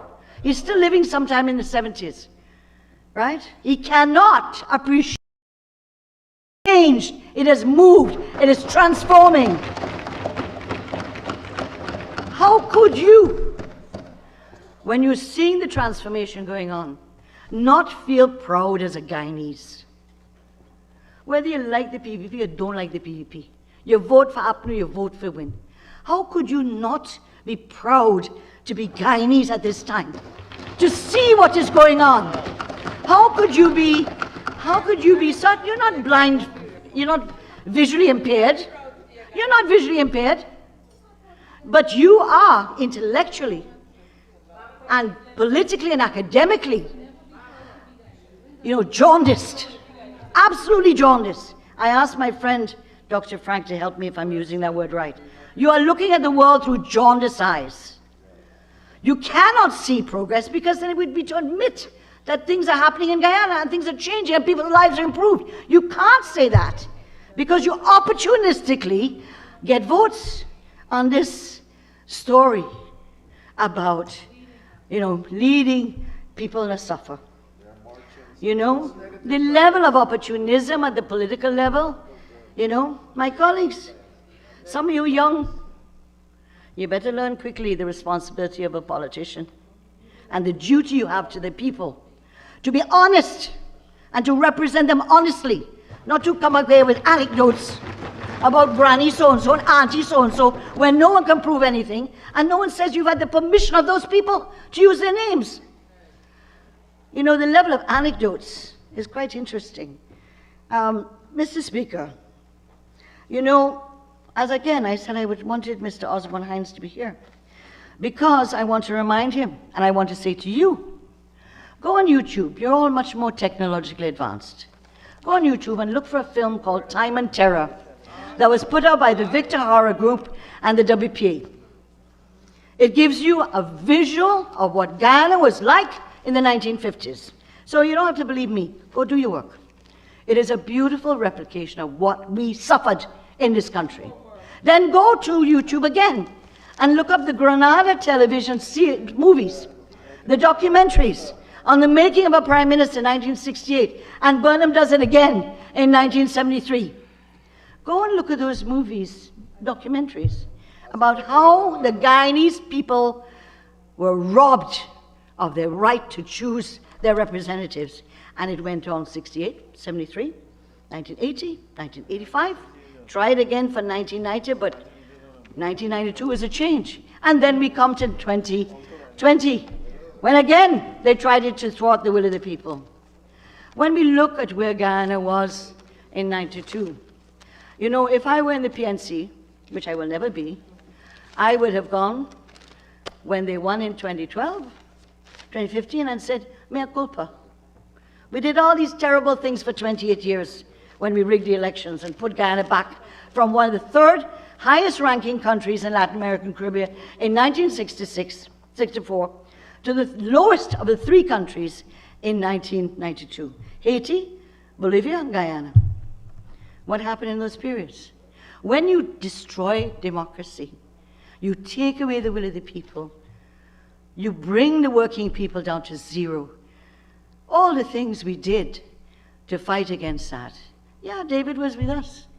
But the problem with the WPA and people like the Honourable Member, when they joined the APNU, that was the death knell for WPA. Because they joined a coalition, and according to an Attorney General and the Commissioner of Inquiry report you read, that pointed to who was responsible for the assassination of their leader. So, and I must say to you, Apnu, I feel awfully sorry for you. You know, why don't you just call yourself PNC? Because that's what you are. That's correct. I mean, seriously? That's correct. This, we call masquerade. This masquerade. Like you got on a mash costume. WPA, Guyana Action, what do you call Action Party, some Republican Party, some, what's the masquerade about? Just come clean. You're the People's National Congress. You don't have any of the WPA and stuff. You don't have any of them. Those parties are dead, dead, dead. And so, Mr. Speaker, I feel sorry for them because it's hard to see an old party go down the way it's going down. But Mr. Speaker, you know, Mr. Speaker, this is my 34th budget. And so some people may declare, well, it's time for she to go. She's been here too long. That's okay with me. That's okay with me. Because I am proud to be part of the process of the transformation of this country. Whether in this House, whether in the government or outside the government. Because, in all honesty, when I was 24 years old, my family said to me, what the devil are you doing going back to Guyana? There's nothing for you. And I came back by myself as a young woman. And my mother many times asked me, Gail, come back to Toronto, come back, live with us. You could be a politician in Canada. And I didn't. Because in my heart, I knew Guyana could do better. I knew we could make Guyana shine. I knew it. But it was a long, long trail. And I'm so proud of the young people that are behind me in this, on the government side. The young MPs have joined us. Because it means we have continuity. We have continuity. We're not a bunch of old people who are fossilized. And I ain't fossilized yet, so you don't worry about it. But Mr. Speaker, this budget, I've heard people talk about, you know, nothing here for the poor people. And I see the MP, what's her name, Femi, she made a very funny comment, which I must respond to. She said, government side can't know what poverty is, as we all live in mansions, etc. And I thought, I was very bewildered by that. Because there's a member of this House who lives in a palace, and it ain't on the government side, and who purchased in the last few months, or acquired 25 vehicles since we started this year, and who has a fleet of vehicles from before. So no one in the government has a mansion, nor there's a number of vehicles. And so you must know, unless maybe you haven't been, maybe I've been invited to visit the palace. I hope you get an invitation so you can see for yourself. Mr. Speaker, the visuals of this country, and even if your heart is hard, when you see the Demerara Harbour Bridge, when you go down the roads, when life is easier for our people. But Mr. Speaker, the issue of, a number of people have said on this floor and on the social media from the different parties, the opposition parties. T. Mohammed has said, both on the floor and out in the social media, it's sad that the government has chosen not to prioritize the people at such a critical time when 58% of Guyanese live in poverty and the cost of living has skyrocketed. Apnu comes with the same line, and in fact, by the way, Apnu and Win have a lot of common themes. Although they say they're different, there is convergence of the views of Apnu and AFC. Convergence. So don't think they're two separate parties. They're the same. They're just wearing different colors, that's all. One is going to be a has-been, and one thinks they're Johnny come lately. They'll both be tested by the people of this country and tested over the next 5 years. But Mr. Speaker, this 58% that's been quoted, when you got a little bit of knowledge and you don't do your homework, you can flash numbers around as if you were the most knowledgeable person. First of all, it's using a report that dates to 2022 and data on COVID time. But all of those who quoted the 58% on both sides, both opposition sides, didn't read the report properly. You just read the quote, the figure, and said, got them now. It's 58%. Isn't that so? Right, Jurata? Isn't that what you did? The issue is that, Mr. Speaker, let us look at the indicators of poverty. What are used as indicators of poverty? And let's see if your argument's right. One of the indicators is access to electricity. Between 1992 and now, the majority of people either have access to solar or to electricity. And so access is about it. The issue of access to water. Mr. Speaker, in 92, Georgetown, I'm not even going outside of Georgetown, you had to fetch water up and down, you had to fetch water from a mile away, the water was dirty, and yes, there were worms in it. Today, 90% of the population of Guyana have access to clean water and potable water. Villages that never had water before, water systems, they had to drink from the river, including where Honourable Member Ms. Hastings comes from. Who put in the water system in Camarang? Is the PPP government in the last government. And yet she did nothing about no water in Camarang. She didn't admit that. But I know the Honourable Member does not go home very often. She's mostly in Georgetown. We love you, Gail. We love you. I know, thank you, my dear. I love you too when you behave. Mr. Speaker, the other indicators, if you'll allow me, is social capital. You know, how do you judge the accumulation of wealth, of people's ability to purchase, to use their money to purchase? So I said, access to services, health and education, water, electricity. But there's some other areas which are used. For example, in some countries, how many televisions, how many laptops, how many computers? Well, I'm going to bring two to you to Guyana. The number of vehicles and types of vehicles purchased between 2021 and 2025. Mr. Speaker, this is an indication of people having more ability to spend, to buy. So when I compare it with the 2015 and 2020 figures, there's a vast difference, a major difference.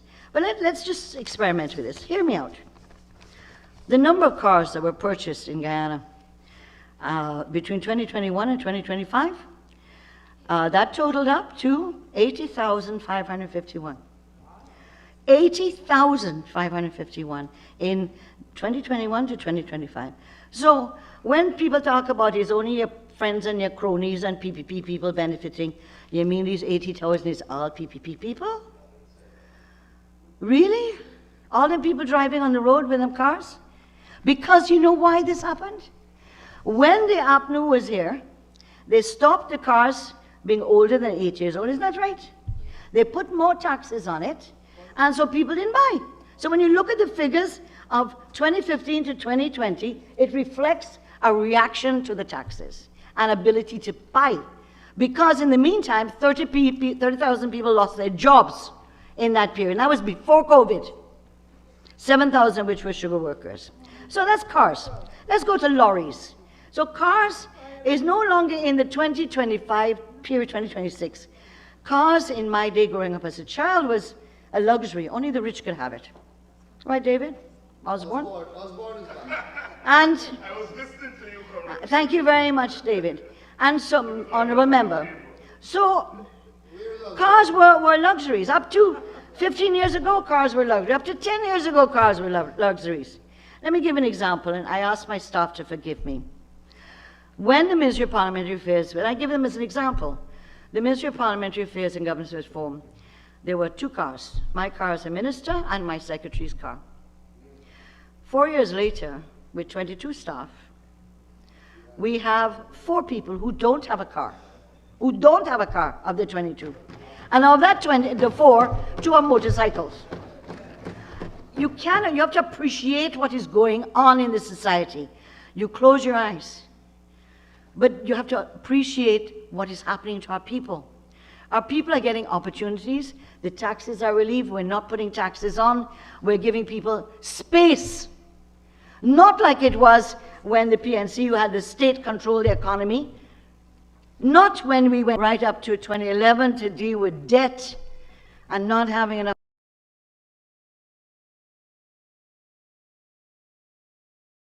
money, and this was long before oil came in. Mr. Speaker, lorries. Imagine, what do lorries represent? We have, between 21 and 2025, 16,748.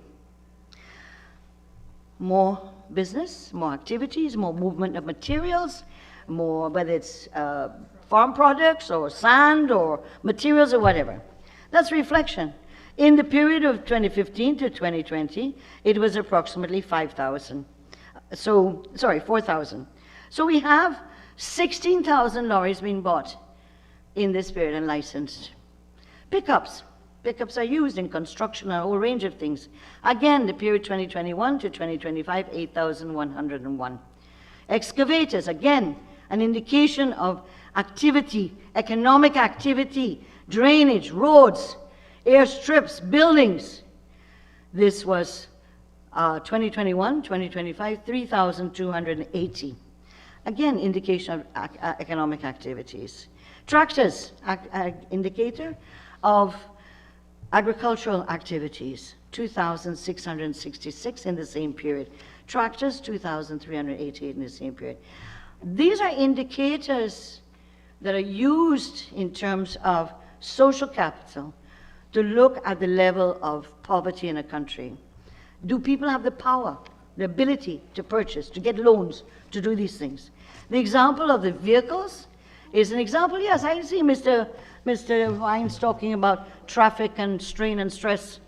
He lived in the United States for the last 40-odd years. He must know what strain and stress is, particularly for a black man in the United States. He must know that.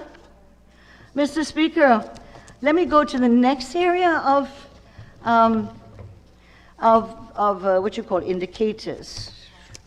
And this is the issue of the internet. Again, and they don't have figures on Guyana. They admitted in the report that the reports for Venezuela and Guyana, they went back to old data. But still, you come out and parade 58%. I want to remind you, in '92, the World Bank report did a report on Guyana's poverty. We were 61% of our people lived below the poverty line. And in those days, it was $1 US a day. So be careful, be careful. When you get to be so opportunistic, anything that makes Guyana look bad, you jump on. It'll come back and haunt you. Mobile subscribers. Between 2015 and 2020, there were 652,338 subscribers. This was 98,000, total difference between 2015 and 2020 was 98,819 more cell phone users. Between 2021 and 2025, the number of cell phone subscribers went up to 1,012,305, a difference in 2021 to 2025 of 313,498 subscribers in between 2021 and 2025. Where are people finding the money from? I remember in the Parliament quite a while ago when we were talking about some of the changes. An MP from the opposition side, of course, happened in PNC in that day, said it's drug money. When we were advocating the housing program, we were told all them people get them house lot is drug people. What a level of disrespect that ordinary Guyanese and Guyanese cannot respectfully and honestly get a house at and build. I want to remind the opposition, I deal with you as a combined opposition, because as far as I'm concerned, there's no difference in your views, really. The issue is that I've heard comments said that, oh, we didn't have money, we didn't have oil money when they were in government with 2015 to 2020. I want to remind them, when they won the government in 2015 to 2020, but they didn't win it up to after December 2018, of course, because of no conference motion. But they took the government that was left in their hands had 783 million US dollars in foreign currency reserves to cover the 3 months and more of Guyana's foreign currency reserves. And $13 billion in the gold reserves. In 2020, when they were out and you check the books, that 783 million went down to 300 million. Where the money gone? Where it gone? And then you had the gold count. Our gold reserves, $13 billion. Went from $13 billion to $2 billion because they sold the gold in huge batches at the lowest price at the time. That is the level of financial, what you call it, intelligence? Is that what you call it, Vikram? And so, the issue of saying to us, oh, we didn't have money. You had money. You had money. But what you did with it did not benefit the people of this country. You know, something about the People's Progressive Party that you don't understand, and you will only understand if you read. Don't understand if you read. Not like all the noise, nuisance you have in your ears and the social media. Read. Go back to documents. These documents refer to are publicly available in a hide in someone's desk drawer. Go and read the Guyana reports to the international bodies. Go and read the Guyana reports and the reviews that are before the human rights body and the anti-corruption bodies. Read. And then come back with your arguments instead of anecdotes. Anecdotes and emotionalism. If you think that's going to get you far as a politician, good luck. Mr. Speaker, we have talked, I hear people say, this is not for poor people, this is not for people centered and so on. You know, the PPP is a party that's 76 years this year. And from the beginning, when our first government in 1953, right through when we came back again in 1992, we're the longest opposition party in the world to come back and win government. And we're proud of that. We led this country responsibly. We didn't allow this country to go into civil war because it could have. Things were horrible, unbearable. And so the level of tension, the level of, some of you don't know about death squad and what happened to people with the death squads. You got to learn about your country, learn about the trials and tribulations of our country, and that is why where we are today is so important. It is so important because the traverse we went, the path we went was so horrible. And I am so proud that the young people of this country, the children of this country, don't have to go through what we had to go through and the younger children had to go through all those years. I am happy that we in the government have brought free education, scholarships, books, internet, smart studies, cash care grants. I am proud because we have care. You can belittle the amount. I remember Valda Lawrence as former MP when we brought the cash care program for the first time, 2012, 2013. Said, oh, it's miserly. It's too miserly. But that's all the money we had. And then, 2015, in government, she's a minister. Abandon it. The people of this, the children of this country were denied for 5 years billions of dollars that could have gone to their homes to help them deal with their lives and their parents' lives. Mr. Speaker, you know, my comrades here on this side have spoken very well and presented many arguments. And at this time, we try to mop up, as they say, to try to pull all the threads together. But Mr. Speaker, when we look at the indicators of poverty, I advise you, you know, there's something in the budget book. They're the indicators at the back. Have you read that? If you look at the back of the book, you have indicators.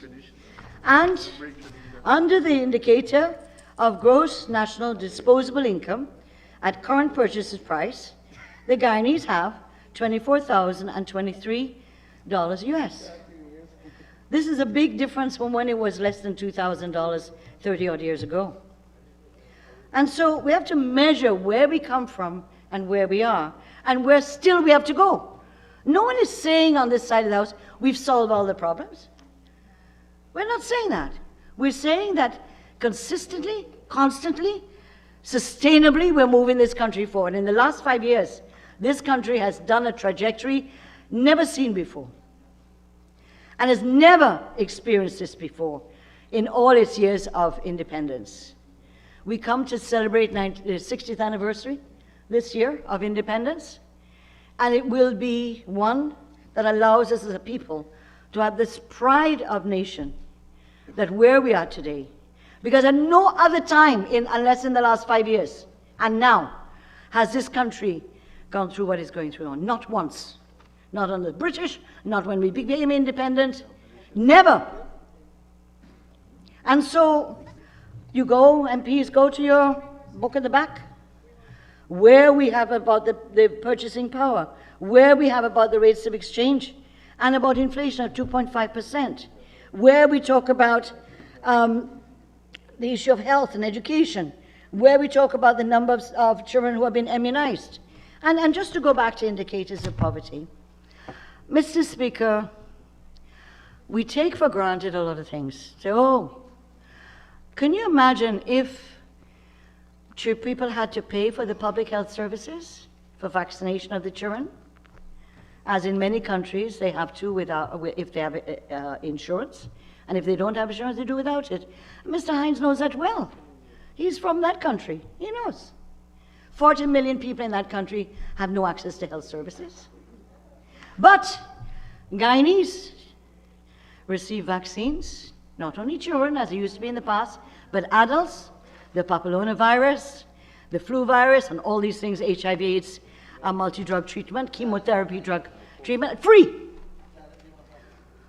And therefore, when you talk about ability of people and what is the level of poverty, the IMF and World Bank in 1994-95 said to Guyana, you want loans for health and education?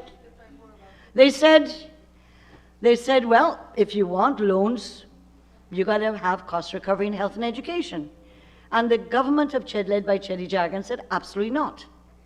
We will not. And we have not, up to this year, decades later, we have not introduced cost recovery in the public health system, nor in the educational system.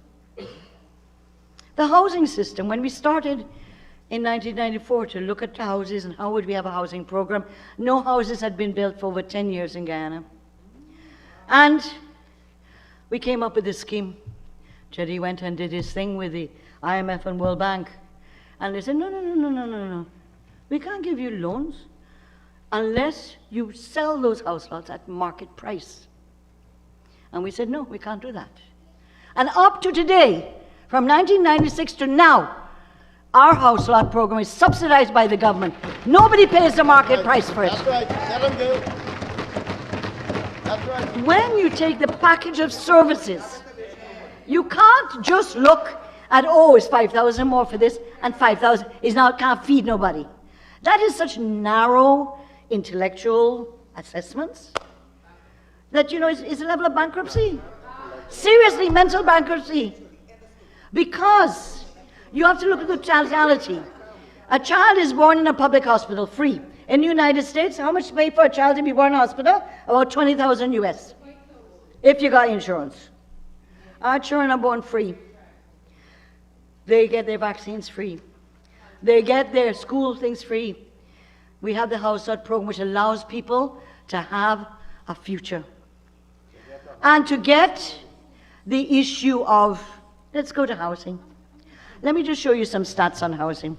Because if you had to look at some of our reports internationally, you would have found these statistics, and they're available online. But let's go to that. Online or underline? Mr. Speaker, 85% of the Ministry of Housing Home Improvement Subsidy went to women. 85%. 65% of the core homes have been allocated to women. 46% of house lots were allocated to women alone. Let's take that data. Let's take that data alone. When a woman who's a single parent, whether the granny, the biological mother, or some cousin taking care of the children, when that woman has a house lot and she's able to build a house, this is one of the most powerful things to her. Yep. She has collateral for the first time. Ownership. She has dignity. She has the ability to take that and to build on it.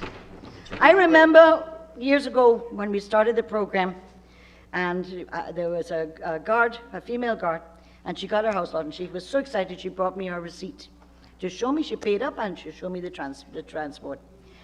And she said, Minister, the thing in me name, no man can put me out of my house now. I can put he out.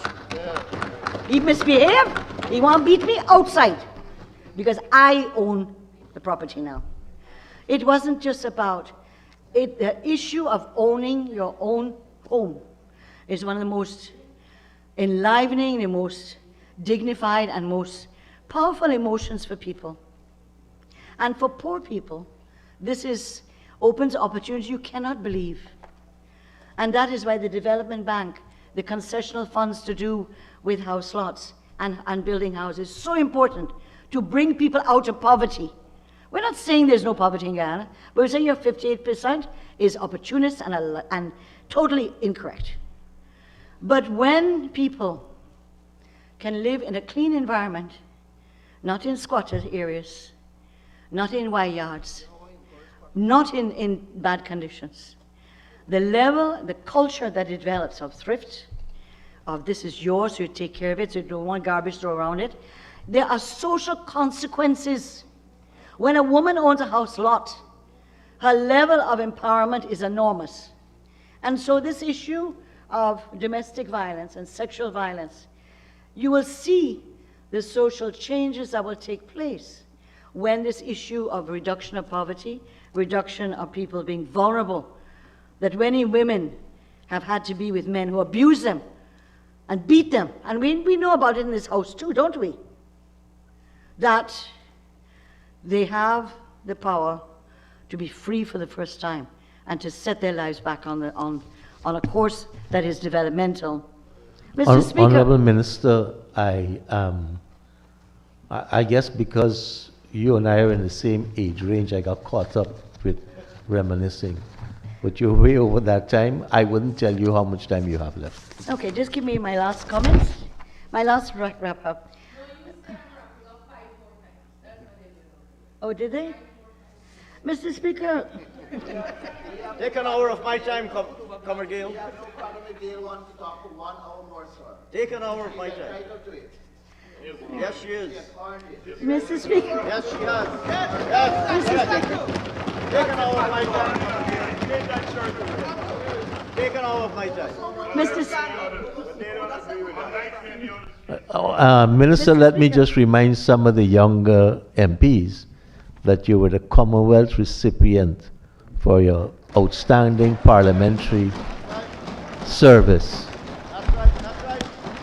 The CPA. And he helped collect your award. Yes. Mr. Speaker. Thank you, Mr. Speaker. Mr. Speaker, I encourage the MPs to look at the national population and housing census. You'll get an idea of also the challenges that the population has grown. You now have reached the million mark, and therefore, when you see increases in education, health, and housing and all, it has to reflect and take care of that increase in population, because we've been working on using the old census figures for a long time. And so this closing the gap between what are statistically proven documents and also what we serve the people with. And so this, with a larger population, there's greater stress on your budget, on what you do and how you relate to people. And so I encourage you to look at that. It has the regional breakdown. It has also the household breakdown. So although we have larger population, we have smaller households, which means more and more people need houses. Because when it was 10 people in a house, 8 people in a house, now it's more nuclearized, I call it a nuclear family, that you now have averages. But you still have, in the population census, the fact that the indigenous population of Guyana is the fastest growing ethnic group in the whole country. And we have to take that into consideration in terms of services that are offered and expansion of services and diversification. That population has grown from 5% in 1992 to what is probably 12% now. So I encourage you to read, study. The other issue, Mr. Speaker, is Look, I've heard the comments about pensioners. And the issue of it's measly and stuff like that. Mr. Speaker, I've done some calculation. I'm not a great mathematician, but I think I'm better than a few in this House. So if we calculate the annual old age pension per person, that's of that age group, plus we add the $100,000 and water and electricity subsidy. For example, for pensioners, their pension stipend is equivalent to $2,833 US per annum. The 100,000 is approximately 462 US dollars. Therefore, over $3,000, 3,000 odd to 200 odd, go in terms of pensioners receiving on an annual basis. If you add on water and electricity subsidy, and that is based on the fact of whether the person, the pensioner, has their name on the bill for electricity or water. That's how it's done. And so when we look at that versus other countries, this is a non-contributing scheme, eligible to all Guyanese, including those who lived in Guyana and live abroad, who come home to collect their money, because things rough in some of them countries now too. And so we mustn't belittle, because the same pensioners, just like the children, they will get health care, they will get their health care free, they can get their medicine free, including dialysis if those who are serious and need dialysis, those who have cardiac issues, those who have cancer. This is the things, and including, so we have to calculate. And in the budget, there's talk about homes and elderly care, that at-home care for the elderly. This is important. Elderly don't want to necessarily go into a home, assisted home. They want to be in their own house or with their family. And so that whole program of training people to care for the elderly at home is a very important intervention. And all that's calculated. So that, Mr. Speaker, when I hear that, I get really angry when I hear about this, there's nothing there, it's 58%. I get upset because it's not real and it's not true. I'm not saying there's no poverty. There is. There are gaps we have to close. We have regularized squatting areas. We have given people new places to go. But some people create squatting areas so they know, some of them plan. Some I know were encouraged politically to create squatting areas so the government come under pressure and then they can give you the house lots. They're going to put us on the faster track for the applications. And there are others who create squatting areas who generally don't have any other choice. But there are also those who rent the house lots they've got, the houses they've got from government, and they live in a squatting area so they can get money. And these are things that are interesting, ways in which Guyanese address their social circumstances. You can talk about domestic violence and sexual violence and child abuse. And we as a people have to deal with these social problems, the level of alcohol use, the level of drug use. These are things we have to look at, but that's not, and in no theory or book you look at, it is ever put on government alone.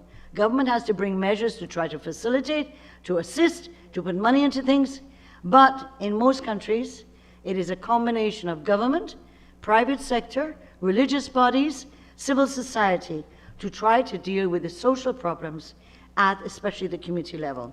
And if there is anything I think that your party should look at, is in what way to engage on those issues. Mr. Speaker, Budget 2026 is more than a sum of investments and measures. It expresses a vision for Guyana where a dynamic economy is paired with social progress, where infrastructure development is paired with human development, and where the benefits of growth reach citizens in every region. It is a people-centered budget in the truest form, one that protects the vulnerable, empowers families, supports workers, strengthens community, and reinforces Guyana's emerging role as a regional leader in sustainable rights development.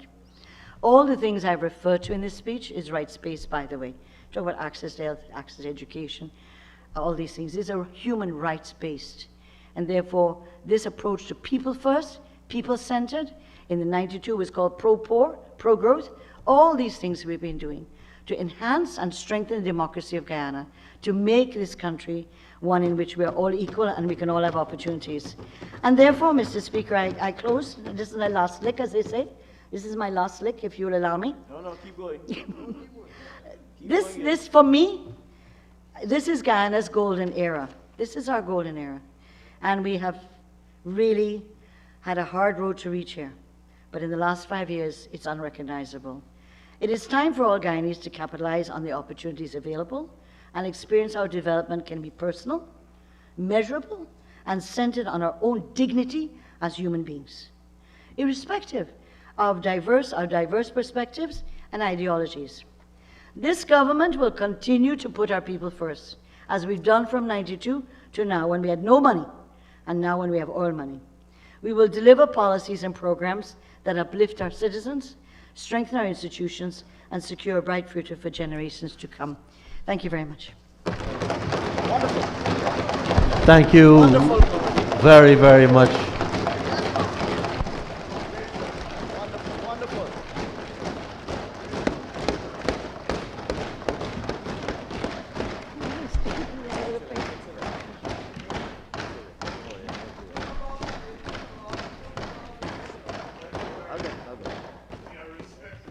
Thank you very, very much, Honorable Minister, and we are also enriched by her experiences in today's delivery. I also wanted to mention, and I forgot last night, the one person we didn't have to tickle about time, and that was the newcomer, the Honorable Dr. Peter Ramsrud. This is a good time to take the suspension. We come back at 7:05.